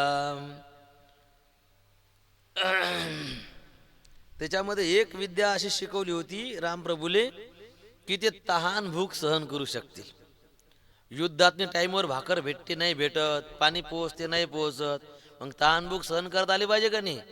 तर ती पण एक शक्ती दिली होती. तर ती शक्ती कामात आली कुठे? वनवासाच्या प्रसंगात. तहान भूक सहन करायची शक्ती अशी. ऋषीने हात ठेविता माथा, विद्या बाणली रघुनाथा. तेने उल्हास तत्वता, ऋषी स्वानंदता स्वयनाची. आश्रमात गेले. सकाळी उठले. रामप्रभू सांगितलं, गुरुजी तुम्ही यज्ञ सुरू करा, तुम्ही यज्ञाला आरंभ करा. आणि मग यज्ञाला आरंभ करा म्हटलं. मग यज्ञाला सुरुवात झाली. आणि मग तो धूर वर निघायला लागला आणि असुरांनी तो धूर पाहला आणि म्हणायला लागले की बुड्यानं डबल यज्ञ सुरू केला वाटते, चला मग यज्ञाचा कार्यक्रम करासाठी. राम लक्ष्मण जे आहेत आश्रमाच्या 2 दरवाजावर दोघं उभे राहिले. काय आश्चर्य आहे म्हणतात. ते राक्षस आले तर आणि दरवाजावर आले आणि दरवाजावर रामप्रभू उभे दिसले. 15-16 वर्षाचा सुकुमार मुलगा बालक पाहला, त्याचे मन बदलले. ते रूप पाहिलं आणि त्याला वाटलं की नाही हे लेकरू उभा आश्रमात, इकडून जाणं बरोबर नाही, लय सुंदर लेकरू. मन मोहित झालं त्याचं. मागच्या दरवाज्यात निघली कोण लक्ष्मणजी उभी होती. या लहान लेकराले ओरट्या करून द्यायले आश्रमातून धिंगामस्त्या करावाची इच्छा झाली नाही, वापस चालले गेले म्हणतात ते याचे रूप पाहून. मग जेव्हा यायचे तेव्हा दोघं भाऊ आहेतच. त्यांचा आसुरी स्वभाव जागा झाला आणि मग त्यांनी यज्ञाचा विध्वंस करायला सुरुवात केली. आता ते राक्षसच, त्याचे केस, त्याचे दात, त्याचे कपडे, त्याचं बोलणं, ते बोलणं काय तर शिव्याच, आरोळ्या आणि किरोळ्या. आणि जसं ते हजारोच्या संख्येनं सगळे राक्षस आश्रमात धावून यायला लागले आणि त्याचे विचित्र आवाज आणि त्याचं ते शस्त्र, ते हातातले शस्त्र, ते सगळं पाहिलं. यज्ञासाठी जे ब्राह्मण बसलेले होते ना, त्याच्यातले कित्येक ब्राह्मण बेशुद्ध पडले, कारण त्याने पहिले झोळपे खाल्ले होते ना. आजही डबल तेच कंडिशन. बापा रे देवा रे, आले रे बापा, लगे बेशुद्धच. काहीच्या दात खळ्या बसल्या, काही तर थर थर थर मंत्र म्हणणं पण थर थर थर थर हलायला लागली. काहीचे धोत्र सुटले म्हणतात. आता धोत्र सुटलं तर काष्टा नेसतात तरी, धोत्राचा काही पितांबर केला म्हणतात. इतके भेदरले. धोत्रातच जाग्यावरच लघवी, समजलं नाही लघवी झाली म्हणून. कधी संडा झाली पत्ताही लागला नाही, इतके घाबरले. काही तर जोरदार ओरडायला लागले, देवा रे, वाचवा रे, आले रे. आणि काहीनं रडणं सुरू केलं. आणि काही त्याले वाचवारे धावारे काही सुचेल, त्याचे दाताला चिपकले म्हणतात, त्याचे दाताला चिपकून गेले. काहीच त्यांना करता येत नव्हतं. काहीनं आपले घाबरून ओटच फुटले, त्याचे दाताखाली ओट आले, ओटच चावल्या गेला. काहीचे पोट फुगलेत म्हणतात. असे यज्ञासाठी बसलेले ब्राह्मण, त्या सगळ्यांची अशी अवस्था झाली. प्रभू रामचंद्राने हे सगळं पाहिलं आणि सांगितलं, लक्ष्मणा, अरे त्या ब्राह्मण देवताजवळ जा आणि त्या सगळ्यांना सांग भिवू नका म्हणून, काळजी करू नका म्हणून. त्यांना निर्भय म्हणजे त्यांना आश्वासन दे, त्यांना थोडंसं नॉर्मल बनव. राम म्हणे लक्ष्मणाशी, वेगी नाभिकार दे द्विजासी, थोर होती कासाविशी, मी राक्षसाशी निवटीन. त्यांना सांग की आम्ही आता एका क्षणात हे सगळे राक्षस मारून टाकू, तुम्ही घाबरू नका, तुम्ही धीर अवसान जाऊ नका देऊ, तुम्ही धैर्य धारण करा, असं त्या सर्वांना हिम्मत दे. आणि मग भगवंतानं आपले बाण मारण्याकरता सुरुवात केली आणि त्याच्यामुळे मोठमोठे राक्षस मारणं सुरू केले.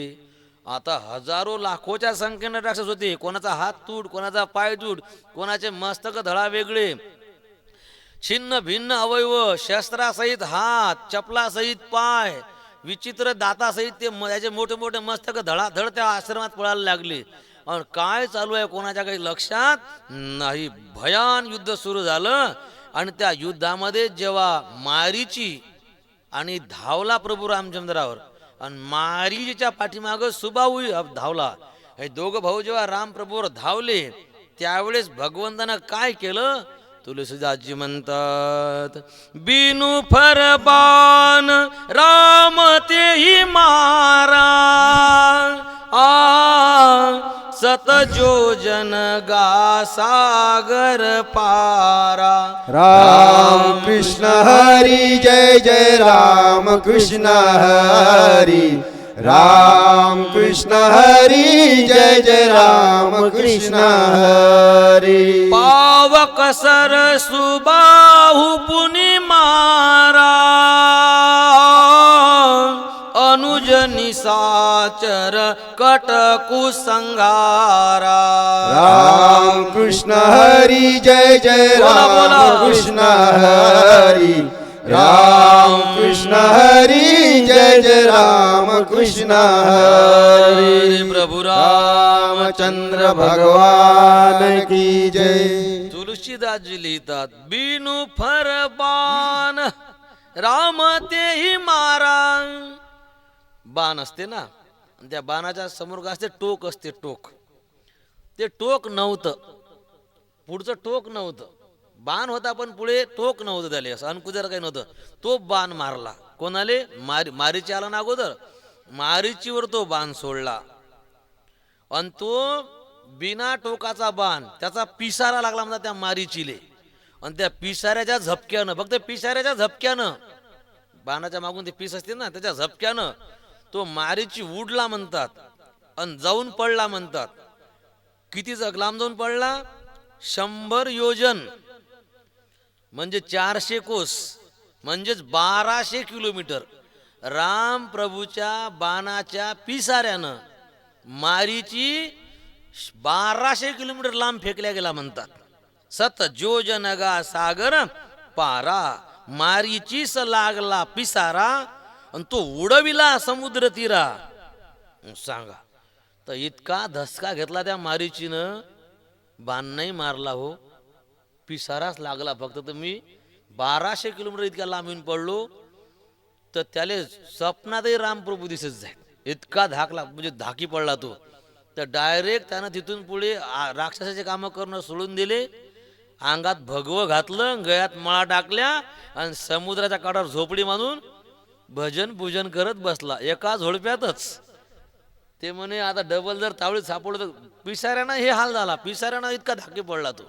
जर बाण लागला असता तर माझं काय झालं तर एकदा वाचलो, वाचून आलो येथोरी, आता डबल बाबा या झंझटीतच पडणं नको. मरेपर्यंत रामप्रभू तो विसरला नाही. मग गोष्ट अशी होती. मग पुढे तर रामप्रभूनं मारीची मारलंच का नाही, मारीची हरण झाल्यावर मारलंच होतं का नाही. मग तेव्हा मारलं होतं तर मग आज काहून सोडलं. ते राक्षस मोठे विचित्र होते, तर यायचे मरणही मोठे अजब होते. तर या मारीचं मरण कसं होतं, अगोदर याले पिसाऱ्याचा बाण लागला पाहिजे आणि नंतर मग टोकाचा लागला पाहिजे, तेव्हा तो मरणार होता. मग आज पिसाऱ्याचा झोडपा दिला होता आणि टोकाचा बाण मग पुढच्या कामासाठी राखून ठेवला होता. हरण झाला तेव्हा अशा पद्धतीने याचं मरण होतं. आणि मारीची उडाल्याच्या नंतर मग आला सुबाहू आणि सुबाहूवर मग प्रभू रामचंद्रानं आग्नेयास्त्र सोडलं. पावक सर, पावक म्हणजे अग्नी, अग्नेयास्त्र सोडलं आणि त्या अग्नेयास्त्राच्या प्रभावानं सुबाहू मारल्या गेला. आणि राम इतके मोठे राक्षस मारले की त्याचा काही माप नाही म्हणतात. निशाचर कटकू सांगारा, कटक म्हणजे सैन्य, सुबाहू निवटिला बाणधारा, मारीचीस लागला पिसारा, तो उडविला समुद्र तीरा, एरा निशाचरा निर्दाळिले. अशा पद्धतीनं विश्वामित्राचा यज्ञ रामप्रभूनं शेवटावर नेला असे नामदेव महाराज सांगतात. वधोनी ताटिका सुबाहुई देख, सिद्धी नेला मख कौशिकाचा, सिद्धी नेला मख कौशिकाचा, कौशिकाचा मख सिद्धी नेला. कौशिक म्हणजे विश्वामित्र आणि मख म्हणजे यज्ञ. सगळे राक्षस मारल्या गेले, ब्राह्मणांना अवसान आलं, पुन्हा यज्ञाला लागले आणि त्या यज्ञाची पूर्णाहुती झाली. यज्ञ संपला, सगळे खुश झाले आणि मग ते बाजूनं उठून उभे राहिले. पण गोष्ट पाहिली तर राक्षस काही 2-4 थोडे होते काही. असं म्हणतात त्या आश्रमात मळे पडले म्हणतात राक्षसाचे, मोठमोठे राक्षस, काय लहान लहान पिल्ले होते का ते, धडोच्या धडोन हे ढीगच्या ढीग लागला म्हणतात साऱ्या परिसरात. मग आश्रमात, आश्रमाच्या बाहेर सगळे मळे पडले. आणि त्या आश्रमातले मग जे ब्राह्मण लोक होते किंवा मंडळी होती त्यानं कपाळाला हात मारले, इतके सगळे मुर्दे इथे पडले. हे मोजल्याही जात नाहीत, हे अकराळ विकराळ आहेत. आता हे धड इथून उचलावच कसे काय. आणि हे कळीबात खाणारे बामण अंगात जान नाही, हे मोठे उचला कुठी न्याव आणि कसे पेटवाव. आणि याच्या तलवाराही उचलल्या जात नाही, कुऱ्हाडाही उचलल्या जात नाही, कायच करावं. आता सगळे चिंताक्रांत झाले. सांगितलं रामा म्हणे काय, एक संकट गेलं म्हणे, यायचा जीव घेतला तर आमचा जीव वाचला, पण यायचे मळे तर तसाच जीव घेतील आमचा. आता इथे ठेवावं तर सडतील, तर घेऊन जावं तर अंगात आमच्या तेवढी ताकद नाही. या मळ्याची काय व्यवस्था. नाथ महाराजांनी लिहिलं बरे, राक्षसांची महाधेंडी आश्रमी पडली मढी, शिष्य धाकती बापडी, ही कोण काढी अति दीर्घ. धाकती म्हणजे घाबरले, हे कोण काढावा आता मळे.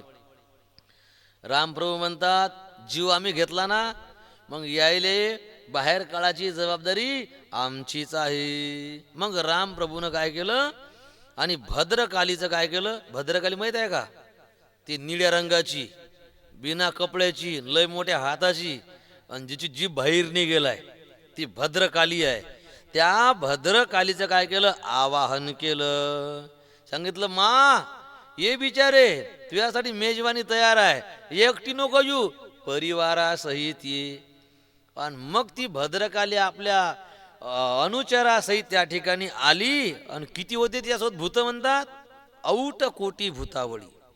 आणि सहित आली भद्रकाली, 3.5 कोटी भूत सोबत घेऊन भद्रकाली आली. तर 3.5 कोटी भूत आले. हे मळे नाश्त्यालाही पुरले नाहीत, हड्ड्या बिड्ड्या सगळे सपा, काहीच ठेवलं नाही भूत आहे ना. बस ते रक्त सांडलेलं ती जमीनही आहे ना चाटून घेतली, काय चक करून टाकलं, पॉश बिलकुल सारा आश्रम. बस पाणी मारलं का सळा टाकला की काम होऊन गेलं. आणि मग भद्रकाली म्हणते, रामा चांगली मेजवानी केली आता तू. आणि मग त्या भद्रकालीनं आरती घेतली म्हणतात. आणि राम प्रभूची आरती ओवाळली. आरती घेऊन सोजवळी स्वये ओवाळी श्रीरामा. अशा पद्धतीनं आणि विश्वामित्राने ज्या कार्यासाठी राम लक्ष्मणाला आणलं ते कार्य सिद्धीला गेलं. सिद्धी नेला मख कौशिकाचा. यज्ञाची पूर्णाहुती झाली. विश्वामित्र अतिशय आनंदी झाले. दोघाही भावांना भरभरून आशीर्वचन केले. मग आता ज्याच्यासाठी आले ते काम झालं होतं. आणि तेवढ्यात काय झालं की विश्वामित्राच्या आश्रमात आणि एक पत्र आलं. आणि पत्राचा मजकूर असा होता, महाराज माझ्या मुलीचं स्वयंवर आहे आणि त्या स्वयंवरात तुमचे आशीर्वाद मिळावे म्हणून तुम्ही आलं पाहिजे. पहावं यावे स्वयंवर सीतेचे. पहावं यावे स्वयंवर सीतेचे. पहावं यावे स्वयंवर सीतेचे. पहावं यावे स्वयंवर सीतेचे. आले जनकाचे पत्र तेथे. आले जनकाचे पत्र तेथे.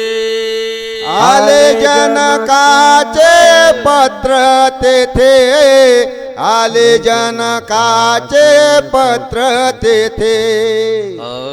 आले पहावं यावे स्वयंवर सीतेचे.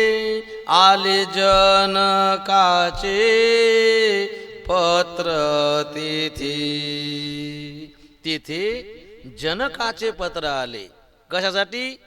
सीतेचे स्वयंवर पाहावया यावे. सीता स्वयंवर पाहण्यासाठी तुम्ही या. जनकाचे आले मूळ पत्र, जाणे सत्वर मिथिलेशी. आणि मग विश्वामित्र म्हणतात, रामा ज्यासाठी तुम्ही इथे आले होते ते काम झालं, पण माझी अशी इच्छा आहे. काय इच्छा आहे? की तुम्ही चालावं मिथिलेले. नाही नाही महाराज, आम्ही घरी सांगून आलो, आम्ही यज्ञाच्या रक्षणासाठी जाणार आहोत. आम्ही केलं ते, आम्ही तिकडे येणार नाही. नाही मग मी काही बाहेर नाही म्हणत ना. इथे जसा यज्ञ होता ना तिथे सुद्धा एक यज्ञच आहे. आणि जसा हा यज्ञ तुम्ही शेवटावर नेला ना, तसा जनकाच्या घरी सुद्धा यज्ञच आहे. तो यज्ञ सुद्धा तुम्हाला शेवटावर न्यायचा आहे, पूर्ण करायचा आहे. मग आता तो यज्ञ पूर्ण करण्यासाठी चला. आता काय तरुण होते तर 14-15 वर्षाचं वय, बरोबर आमच्या 15-16 वर्षाचे होते तर. आणि जवानपणात माणसाला लय फिरा वाटते. बाजारात काय असते बरं? बाजारात बसायला जागा असते का? बाजारात सावली असते का? बाजारात प्यायले पाणी असते का? बाजारात नाही. तुमचे बाजार लहान लहान आहेत. मोठ्या बाजारातली गोष्ट करतो. आमचा बाजार आहे 40-50 खेड्याचा बाजार आहे. तर बसायला जागा नाही, गरमी, गर्दीच गर्दी, कल्ला हल्ला, डोकं दुखते माणसाचं. इतका मोठा बाजार. बाजार काही चांगला आहे का? पण तुम्ही पहा, हे लेकरं बाजारले मागणार, मी बाजारले येतो, अरे बाजारात बसायला जागा नाही भावा. बाजारात प्यायले पाणी नाही, नाही तरी मला बाजारले आज का? जवानपणात माणसाला फिरायचा लय उल्हास असते. हे जवान पोटे रिकामी मोटरसायकल फिरतात. चालतं का रे कुठे मोटरचं बटन दाबून एकदा चाल ना म्हणतात, बसलं की निघलं. बुढे बारे नाही मी नेत म्हणतात, जाय निघ म्हणतात तू मध्ये बस फिराय. हे जवानपणात माणसाला फिरायची लय हौस. माझा रामप्रभू काय होते तर तरुण होते ना, मग त्याला पण फिरायची हौस होती. चला महाराज आणि मग निघाली. पण मग निघले कसे, आता ते मिथिला जवळ थोडी होती काही, त्या भरपूर लांब होती. चांगले मुक्काम पडणार होते तर 10, 15, 20 मुक्काम, 5, 50 मुक्काम म्हणजे महिना लागतील कदाचित जायसाठी. त्यांना वेगवेगळे ऋषी मुनी आश्रम गाव नद्या पर्वत जंगल हे सगळे पाहत निघाले. आणि मग रस्त्यानं आश्रम दिसला की लगेच हे अमक्या महाराजचा आश्रम आहे, हा अमका पर्वत आहे, हे या नदीचं हे महत्व आहे, या भागात हे महात्मे राहतात. अशा सगळ्या कथा विश्वामित्र जे आहेत राम लक्ष्मणाला सांगत होते. रस्त्यानं आता मुकाट्या रस्ता कटत नसते ना, गोष्टी बिष्टी करत रस्ता कट्टे, माहीत पडत नाही रस्ता माहीत पडत नाही गोष्टी करता करता. म्हणून मग बरेच जण पंढरीच्या दिंडीत गोष्टी करत चालतात. का हो काय म्हणते पाणी तुमच्याकडे, म्हणजे रस्ता कटत नाही ना. सांगा आता काय, एक तर रस्ता कटावायसाठी भजन केलं पाहिजे, नाही तर मग गोष्टी केल्या पाहिजे रस्ता कटासाठी. पण पंढरीचा रस्ता गोष्टी करासाठी नाही. रोज रोज वारी असते का, वर्षातून एकदा असते. आणि ते आपलं आयुष्यच किती आहे, वर्षातून आपलं वय किती आहे आणि किती वाऱ्या होणार आहेत. म्हणून त्या रस्त्यानं तोंड होऊन पाहिजे, गोष्टी करायच्या नाहीत. पण आता ही ती गोष्टी करणारे कोण होते, विश्वामित्र. आणि गोष्टी ऐकणारे कोण होते, प्रभू रामचंद्र. आता साधूच्या गोष्टी कोणत्या असतील, संसाराच्या गोष्टी करण का साधू. आणि भगवान परमात्मा का संसाराबद्दल ऐकल का बरं. याच्या गोष्टी पण साधूपणाच्या होत्या, ज्ञानाच्या, भक्तीच्या, विरक्तीच्या, अशा सगळ्या गोष्टी होत्या. महात्म्याच्या देवसंताच्या सगळ्या गोष्टी त्या होत्या. म्हणून मनाल्या गोष्टी होत्या, पण त्या गोष्टीमध्ये उद्धार होता. आणि गोष्टीमध्ये मग काय बस गोष्ट साऱ्या कथा रस्त्यानं सुरू निघाले जाण्यासाठी. आणि जात असताना असं घडलं, जात असताना एक आश्रम लागला. आणि व्हायचं असं आतापर्यंत असं घडलं होतं, आता कोणता आश्रम येणार आहे किंवा आश्रम दिसला की लगेच न विचारताच विश्वामित्र सांगायचे तो आश्रम कोणाचा आहे, तिथे कोणते महात्मे आहेत, इथे इथला नित्य नेम काय सांगायची. पण आता काय झालं की जात असताना एक आश्रम जे आहे ना क्रॉस करून पुढे निघले. तर रामप्रभू विचार करतात, अरे आश्रम यायच्या अगोदर आश्रमाच्या गोष्टी सुरू व्हायच्या, आणि आज आपण आश्रम क्रॉस करून चाललो. तरीही विश्वामित्र या आश्रमाबद्दल काही सांगत नाही. कदाचित गुरुजींच्या लक्षात नसल, आठवण नसल, म्हणून आपण आठवण करून द्यावी. म्हणून राम प्रभू आठवण करून देतात. हरी आश्रम एक दिख मग माही, खग मृग जीव जंतु तनाही. राम कृष्ण हरी जय जय राम कृष्ण हरी. राम कृष्ण हरी जय जय राम कृष्ण हरी. पूछा मुनि ही शिला प्रभु देखी, राम कृष्ण हरी जय जय राम कृष्ण हरी. सकल कथा मुनि कहा विशेषी, राम कृष्ण हरी जय जय राम कृष्ण हरी. आश्रम एक दिख मग माही, खग मृग जीव जंतु तनाही. राम कृष्ण हरी जय जय राम कृष्ण हरी. राम कृष्ण हरी जय जय राम कृष्ण हरी. प्रभु रामचंद्र चंद्र भगवान की जय. आश्रम लागला एक, त्या आश्रमाबद्दल विश्वामित्र काही बोलत नाही. रामप्रभूनं आश्रमाकडे नजर टाकली तर हा आश्रम दुसऱ्या आश्रमासारखा नव्हता. हा आश्रम बाकीच्या आश्रमापेक्षा पूर्ण विरुद्ध होता म्हणा. तिथलं वातावरणच विचित्र होतं. कसं वातावरण होतं म्हणतात, खग मृग जीव जंतू तह नाही. अतिशय हिरवळ होती, मोठमोठे झाडं होते. आश्रम दिसण्याकरताही फार सुंदर होता. प्रशस्त आश्रम, मोठमोठे झाडं, सगळं होतं. पण गोष्ट अशी होती की त्या ठिकाणी पक्षी नव्हते, कोणतेच पाखरं नव्हती, श्वापद नव्हती, किंवा किळा मुंगी पण तिथे नव्हती. इतका चांगला आश्रम आहे. बाकीच्या आश्रमात कुठे ससे, हरण, गायी, पक्षी, मोर सगळे दिसायचे नाही. आणि किडा मुंगी तर कुठे राहते. पण तो आश्रमाचा परिस्थिती किडा मुंगी सुद्धा नव्हती. तिथे कोणीच नव्हतं. मोठमोठे झाडं होते, पण त्या झाडाची सावली नव्हती. मोठं झाडाची सावली नाही पाहिजे का? झाडाची सावली नव्हती पडलेली. भकास कन्न उन्हात असा तो उघडा आश्रम चांगला होता, पण हे विचित्र झाडाची सावली नाही. आणि तिथे कोणी जीवजंतू नाही, खग मृग जीव जंतू तर नाही.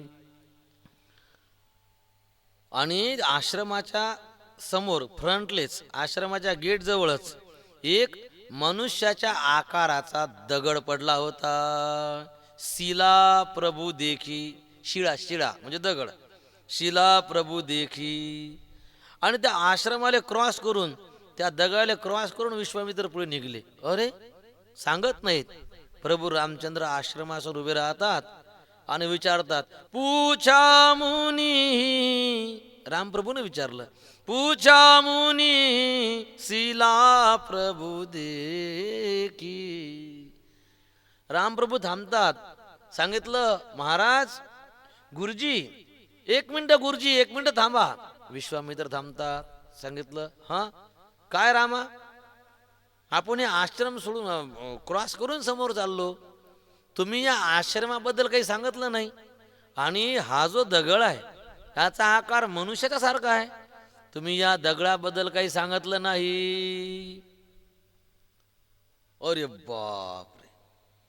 विश्वामित्र म्हणतात, रामा तुम्ही तो दगड पाहला का? तुम्ही दगड पाहा तो. हा दगड कोणीच पाहत नाही. हा जो दगड आहे ना, हा दगड कोणाला दिसतच नाही. तुमच्या समोर मी चालू लागलो ना, मी पुढे आहे, तुम्ही माझ्या मागा.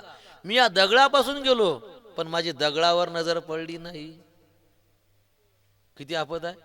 तिथून जाणारा व्यक्ती त्याची त्या दगडावर नजर पडत नसे, असा तो दगड होता. आणि तुम्ही कसा काय दगड पाहिला? हजारो वर्षापासून हा दगड इथेच पडलेला आहे, पण या दगडावर कोणाची नजर पडत नाही. तुम्ही कसा काय हा दगड पाहला? आणि मग विश्वामित्र म्हणतात, बरोबर आहे, बरोबर आहे, बरोबर आहे. तुम्ही जर नाही पाहिल तर मग कोण पाहिल सांगा. आता तुम्हीच जर नजर चुकवली, तुम्हीच जर टाळलं, तर मग कोण पाहिल? सांगितलं, काय प्रकार आहे हा? हा सगळा प्रकार मला समजावून सांगा. आणि मग काय, कथा सांगण्याचा मोठा उल्हास. विश्वामित्र आले, तिथेच आसन टाकलं खाली, आजूबाजूने नाही, दगडाजवळच आसन टाकलं आणि बसले विश्वामित्र. तिथेच कथा सुरू झाली. सकल कथा मुनी कहा विशेषी.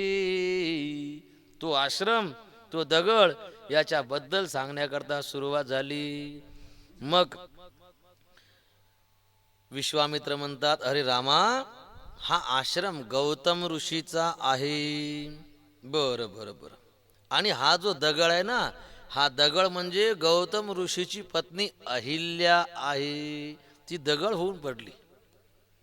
बरं बरं बरं. असं काय घडलं महाराज? सगळं विस्तारानं सांगा ना. मग सांगतात, ही ब्रह्मदेवाची मुलगी आहे आणि हिचं नाव काय आहे? अहल्या. अहल्या असं तिचं नाव आहे. ब्रह्मदेवानं तिचं नाव काय ठेवलं? अहल्या ठेवलं. आपण 2-3 उल्लेख केला आता. पूर्वी नावा कशावरून ठेवायचे? अंगातले गुण पाहून, खून पाहून नाव ठेवलं जायचं. हिचं नाव अहल्या का ठेवलं?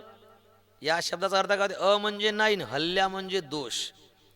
जेव्हा ब्रह्मदेवानं हिला जन्माला घातलं, बनवलं आणि पाहलं तिला, तर ब्रह्मदेवाले तिच्यात कोणताच दोष दिसला नाही, कोणताच तिच्यात उणीव दिसली नाही, कोणता अवगुण, कोणता विकार, कोणताच दोष तिच्यात दिसला नाही.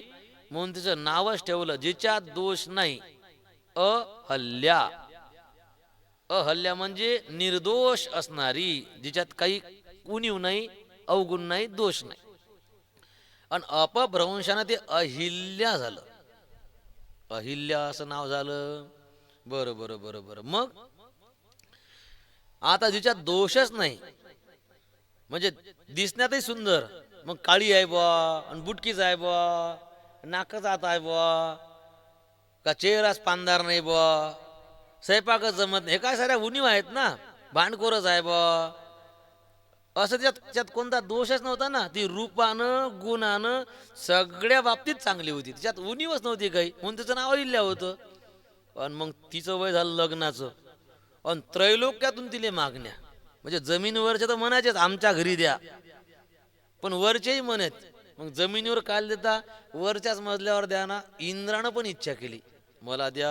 आता गोष्ट की आता ऋषीले सगळे सारखे, ब्रह्मदेवाला सगळे सारखे, कोणाला द्यावं तर दुसऱ्याला राग, याले द्यावं तर त्याला राग, त्याला द्यावं तर याले राग.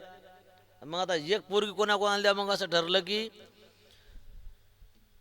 जो पृथ्वीची प्रदक्षिणा करून येईल त्याच्यासोबत मी माझ्या मुलीचं लग्न करीन. मग काय, त्या दिवस उजाळला त्या प्रदक्षिणेचा, आणि मग एका ठिकाणाहून सगळे निघाले.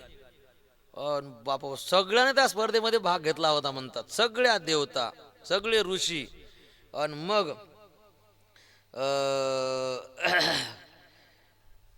इंद्रानं आपला हत्ती काढला, उच्चेश्वरा घोडा काढा, इंद्र निघाला. कोणी मोरावर निघाला, कोणी बैलावर निघाला, कोणी हलगटावर बसून निघाला, अग्नी मेंढ्यावर बसून निघाला. आपापले वाहन गाड्या काढल्या त्यानं, आपल्या प्रदक्षिणा करून आपापले वाहन घेऊन सुसाट निघाले तर प्रदक्षिणा करत. कारण सरळ ती बायको पाहिजे होती, कारण निर्दोष होती, ते सगळी तिची इच्छा करत होती. पृथ्वी प्रदक्षिणेसाठी निघाली. आता पृथ्वी आहे का 2 आणि 5 आणि 10 मिनिटात दिले प्रदक्षिणा होणार आहे का, वेळ लागलच का नाही.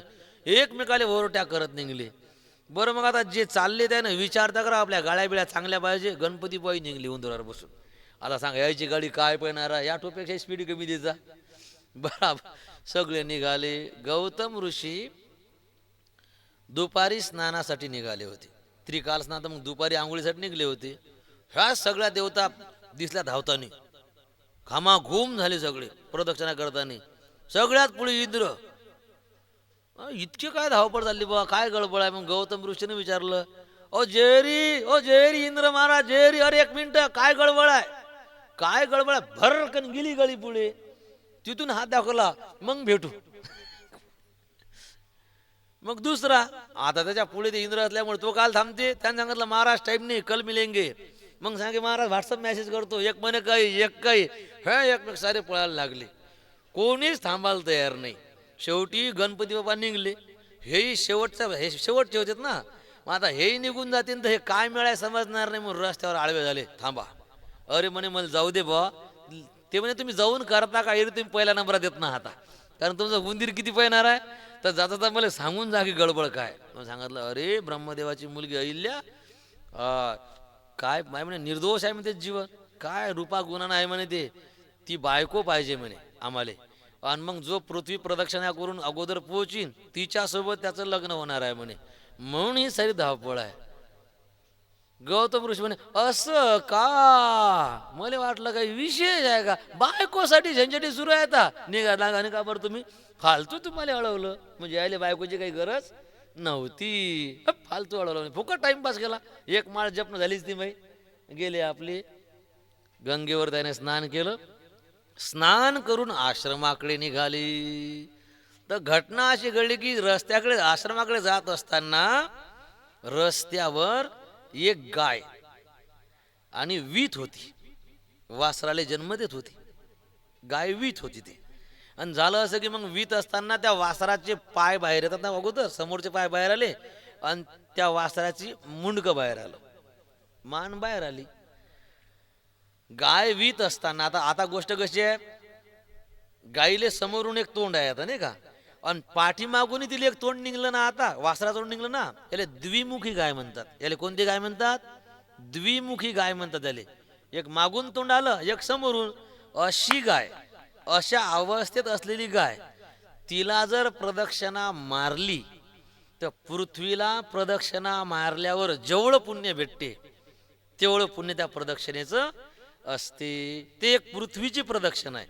पृथ्वी प्रदक्षिणा म्हणजे काय? पृथ्वीवरचे सगळे तीर्थ करत करत, सगळ्या तीर्थ स्नान करत, सगळ्या देवाचं दर्शन घेत, सगळ्या संतांच्या पायावर डोकं टेकवत, याला पृथ्वी प्रदक्षिणा म्हणतात. प्रदक्षिणा म्हणजे का भंग भंग निघणं आहे का? ते नाही. त्या मार्गावर जे जे तीर्थ आहे तिथे स्नान, त्या संताचं दर्शन, त्या देवतेचं दर्शन, असं करत प्रदक्षिणा असते. आणि नुसत्या गाईले जर प्रदक्षिणा केली द्विमुखी तर तेवढं आपल्याला पुण्य प्राप्त होते. आता हे गौतम ऋषीला माहीत होतं. योगायोग आहे, पुन्हा आंघोळ करून आले होते तर, आणि द्विमुखी गाय. आता पुण्याचं काम होतं ना, म्हणून त्यानं पटकन आपला कमांडो खाली टेकवला, दर्शन घेतलं गाईचं, आणि गाईला प्रदक्षिणा मारली. 3 मारल्या प्रदक्षिणा. 3 नाही मारल्या, ते वासरू बाहेर येईपर्यंत 3 प्रदक्षिणा झाल्या द्यायच्या. ते वासरू बाहेर निघेपर्यंत 3 प्रदक्षिणा होऊन गेल्या, नाही तर अजून मारल्या असतात. उभयतो मुखी प्रदक्षिण पृथ्वी प्रदक्षिणे समान, हे ब्रह्मयाने. आता उभयतो मुखी प्रदक्षिण हे पृथ्वी प्रदक्षिणे समान, याच्याकडून सहज होऊन गेली ते प्रदक्षिणा. 3 प्रदक्षिणा झाल्या. प्रदक्षिणा मारल्यावर मग यायला आठवलं की जरा भरायच्या अगोदर जो पृथ्वीची प्रदक्षिणा करील त्याचं लग्न होणार आहे बा ब्रह्मदेवाच्या मुलीसोबत. म्हणजे आपल्याला बायकोची तर काही गरज नव्हती, पण बाय चान्स योगायोग आपल्याकडून आता पृथ्वी प्रदक्षिणा घडली ना सहज. आपण तर काही आटापिटा केला नाही, आपली तर काही अशी इच्छा नव्हती, मग आता आपल्याकडून घडलीच प्रदक्षिणा. आता पुराच फायदा उचलाव मग. आता मग कशाला, आता हे नेमकेच निघले होते तर याची सुरुवात होती ती. मग आता जाऊन आपण आता काय योगायोग आहे आता हे. म्हणून सरकेतीर कमंडल घेऊन ब्रह्मलोकात, आणि नवरदेवाची खुर्ची मांडली होती ना, त्याच्यावर जाऊन बसले नवरदेवाच्या खुर्चीवर. मंडप रिकामा, कारण त्या संध्याकाळ लोक एकटेच मंडपात बसले. कोणतरी जाऊन सांगितलं ब्रह्मदेवा म्हणे काय, एक बामन जाऊन बसला म्हणे खुर्चीवर नवरदेवाच्या. ब्रह्मदेवाला टेन्शन, महापुरीचं लग्न कोणी पितर आलाय नवरदेवाच्या खुर्चीवर बसाले. आला ब्रह्मदेव, विचारलं ओ भटजी, डोकं बिकं जागावर आहे का? उतरा खाली. नवरदेवाची खुर्ची आहे. गौतम ऋषी म्हणत मला माहीत आहे नवरदेवाची आहे, नवरदेवाची. गौतम म्हणे मला माहीत आहे. मग माहीत आहे खाली उतरणं, माहीत आहे म्हणूनच बसलो म्हणे, म्हणजे मीच नवरदेवा म्हणे. हा, तू कुठे कॉम्पिटिशन मध्ये होता? तू तर काही तुझी गाडी घोडी घेऊन आलाय नव्हता. हा, ते म्हणजे गाडी घोडीचं काय घेणं नाही, तुला फक्त प्रदक्षिणा पाहिजे होती. 2 व्हीलरनं जाव, 4 व्हीलरनं जाव का अजून कोणत्या गाडीनं जा, तुला काय पाहिजे? फक्त प्रदक्षिणा. आणि मी 3 करून आलो. किती? 3. मग हे खुर्ची कोणाची? नवरदेवाची. नवरदेव मी, चला तू पोरगी. ब्रह्मदेव परेशान. अरे पण तू भडजी, तू होता कधी त्या ह्याच्यात? नाही. तर गौतम ऋषी म्हणजे नुसते वेद फक्त वाचत असतं का काही अर्थबिर्थ समजते तुले काही? कारण ब्रह्मदेव कंटिन्यू 4 तोंडानं 4 वेदाचे मंत्र म्हणत राहते. नुसते वेद वाचतच राहत असता का काही वेदाचा तुला अर्थ काही समजते? पाय त्या अमक्या वेदात, अमक्या ठिकाणी आणि अमक्या श्लोकात काय सांगेला आहे? काय सांगेलाय? द्विमुखी गाईले जर प्रदक्षिणा केली तर पृथ्वी प्रदक्षिणा केल्याचं पुण्य भेटते, आणि पठ्ठ्यानं 3 चलान पोरगी. मग ब्रह्मदेवानं हिचक वाचा केला, वेद काढला, श्लोक पायाला, बरोबर होतं. बरोबर असल्यावर मग आता विषय खतम झाला. आणली बा पोरगी. उभयतोमुखी प्रदक्षिण पृथ्वी प्रदक्षिणे समान, हे ब्रह्मयाने जाणोनी ज्ञान. त्यानं पाहिलं की बरोबर आहे. हे जाणोनी ब्रह्मयाने ज्ञान करी कन्यादान गौतमासी. अहिलेले बा सजवलं धजवलं, हे केलं, मंडपात आणलं, आणि देवा ब्राह्मणाच्या साक्षीनं जी आहे तिचं शिवमंगल पार पाडलं. मग आता लग्न झालं, त्याच्यानंतर मग आता बऱ्याच गोष्टी असतात ना. मग काय पंक्ती उठायला लागल्या, वराड जेवायला लागलं ना, वराड जेवून उठलं. सगळे वराडी जेवले, त्याच्यानंतर मग गावातले जेवू लागले, तर गावातले आमंत्रित. मग गावातले जे जेवण झाले तर मग सगळ्याचे जेवण झाल्यावर मग नवरदेव नवरी जेवले तर नवरदेव नवरी. मग आता कोणी जेवाचं शिल्लक राहिलं नाही, म्हणून मग स्वयंपाकी, वाळपे, भांडे घासणारे हे सगळे जेवलेत. मग आता हे जेवे लोक नवरदेव काय बायको घेऊन थांबणार आहे? ते म्हणे आणा मग गाडी. झालं, आता सगळे जेवलेत ना, आमचे जेवण झाले, कुठं लोक थांबा. म्हणून मग गौतम ऋषी बायको घेऊन गेले आश्रमात. आणि मग जेव्हा हे वाढ प्यायचे आणि स्वयंपाकाचे जेवण झाले आणि मंडपवालाही मंडप उतरवू लागला. आता काय करता, झालं लग्न, त्याने मंडप सोडणं सुरू केला. आणि मग धापा टाकत इंद्राला, हा आणा ब्रह्मदेवा, आलो मी, आणा तुमची पोरगी. आता ब्रह्मदेव नुसता पाहू लागला. अरे ब्रह्मदेवा आणा. म्हणे काय आणा? स्वयंपाकी पण जेवले ना, आता घराकडे चालले म्हणे. हे मंडप बिंडप सोडणं चालला म्हणजे काय, लग्न झालं म्हणे. लग्न झालं, सगळ्यात पुढे तर मीच होतो. माझ्या समोर गाडी कोण काढली? कोण होता माझ्या पुढे? सगळ्यात पुढे तर मीच होतो, माझ्या तर कोण नाही. ओव्हरटॅक करून पुढे कोण गेला? मग सांगितलं की गौतम ऋषी, त्यांनी प्रदक्षिणा केली आणि मग त्यांच्यासोबत लग्न झालं. म्हणजे गौतम तो तर रस्त्यात आडवा घालता होता, त्याला तर मी जरासाही भाव दिला नाही. हट, मिस कॉल करीन असं म्हटलं होतं. तो त्यानं प्रदक्षिणा, पण तो तर नव्हता. असो का नसो, पण त्याच्याकडून पृथ्वी प्रदक्षिणा घडली. कशी काय घडली? ब्रह्मदेवानं काढून दाखवलं, ते श्लोक काढून दाखवलं पाहिजे. त्यानं अशी प्रदक्षिणा केली का, मी आता 56 केल्या असत्या म्हणे अशा. मग ब्रह्मदेव म्हणे तुला नाही कोण म्हटलं? तो 56 केल्या, तुला नाही कोण म्हटलं होतं? तोही करायची असती. चिटिंग गलत झालं म्हणे. हा राग आला ना. माणसाचा काम जर पुरा झाला नाही ना, अरे राम राम राम राम, माणसाचा दिमाग खराब होती, इच्छा पुरी झाली नाही तर. पण हा बिचारा बायकोची इच्छा करून बसला, अहिल्या पाहिजे या इच्छेनं. म्हणजे यानं स्वप्न रंगवले सगळे, आणि त्या स्वप्नाचा सारा धिगाणा होऊन गेला. अरे इतका राग आला. आणि त्या रागाच्या भरात मनातल्या मनात या इंद्रानं प्रतिज्ञा केली की मी एकदा तरी अहिल्येसोबत संग करील. अरे बाबा, त्यासोबत संबंध बनवीन, तिचा भोग घेईन. तर विषय असा होता की अरे बाबा, ती दुसऱ्याची बायको झाली. आता तू जी इच्छा केली आता हे गलत आहे. परद्रव्य परनारी विष आहे, झाली विषाची परी. किंवा ज्याला व्यवहारात सुखी व्हायचं ना, तुकाराम महाराज म्हणतात, 2 गोष्टी सांभाळा, तुम्ही तसेच सुखी होऊन जासाल. इतुले करी भलत्या परी, परद्रव्य परनारी, सांडोनी अभिलाष अंतरी, वर्ते व्यवहारी सुखरूप. इतुले करी भलत्या परी. माणूस तसाच व्यवहारात सुखी होऊन जातो. काय काळ झाला. परद्रव्य परनारी अभिलाषोनी नाक धरी म्हणतात. याचा हात झोडपा महाराज लोकांसाठी, तुकाराम महाराजचा. अभिलाषोनी नाक धरी. रामदेव बाबाचा योगा, काय तर योगा करू लागलो आणि लक्ष कुठे आहे? मनात काय चालू आहे? इकडे फुसफुस श्वास टाकणं चालू आहे, किंवा हातात माळ आहे, भजनात बसेल आहे. विचार डोक्यात कोणते आहे? ती बैल चांगली आहे, पाहू बजेट बसते का? तर परद्रव्य नारीचा अभिलाष आणि येथून या रास सर्व भाग्या. परस्त्री सोबत संबंध नाही केला बरं, नाही, तिला हातही नाही लावला अजून. फक्त मनात इच्छा केली की आपण असं करू, बस तुमचे सगळे भाग्य खतम होऊन जातात. असं समजा तुमचं वाटोळ व्हायचा टाइम आला. दुसऱ्या बायाच्या नादी लागणारे किंवा दुसऱ्या माणसाच्या नादी लागणाऱ्या बाया यायचे संसार पा किती जाग्यावर आहेत. इथून या रास सर्व भाग्या, सारं भाग्य खतम होऊन जाते. हे साधू संतांचे शब्द आहेत.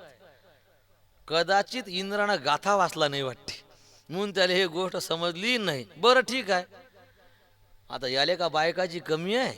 इंद्राला की बायका कमी आहे का? लग्नाची बायको आहे. आणि इकडल्या तिकडल्या आणि तिकडल्या इतक्याही साऱ्या बायका येतात.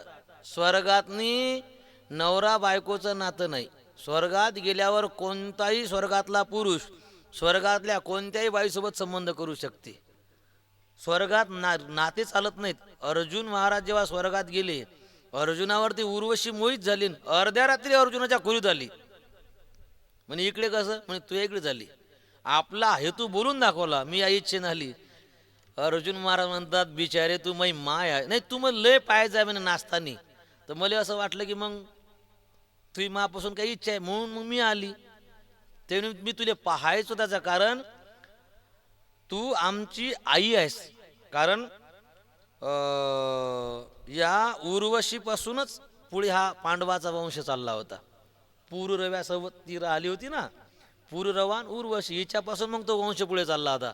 तू माझ्या कुळाची जननी आहेस, तू माझी माय आहेस. आणि मला माझ्या कुळाची माय पाहायला भेटली आज मग मी तुला डोळे भरून पाहायचो. वाईट भावनेनं पाहत नव्हतं म्हणे. पण ठीक आहे ना, मग कोणाही भावनेनं पाहिलं असतं. पण मी आता आली ना, एवढी इच्छा करा पुरी. सांगितलं नाही, गलत आहे, ही चुकीची गोष्ट आहे. ते म्हणे अरे स्वर्गात काही सांगितलं मी माया आहेस तू. ते म्हणे अबे स्वर्गात काही नाते गोते नसतात. ती म्हणते स्वर्गात नाते गोते नाहीत. स्वर्गात नाते गोते नाहीत. कोणताही पुरुष कोणाही स्त्रीसोबत चालते, कोणती स्त्री कोणाबरोबर. स्वर्गात नातं नाही.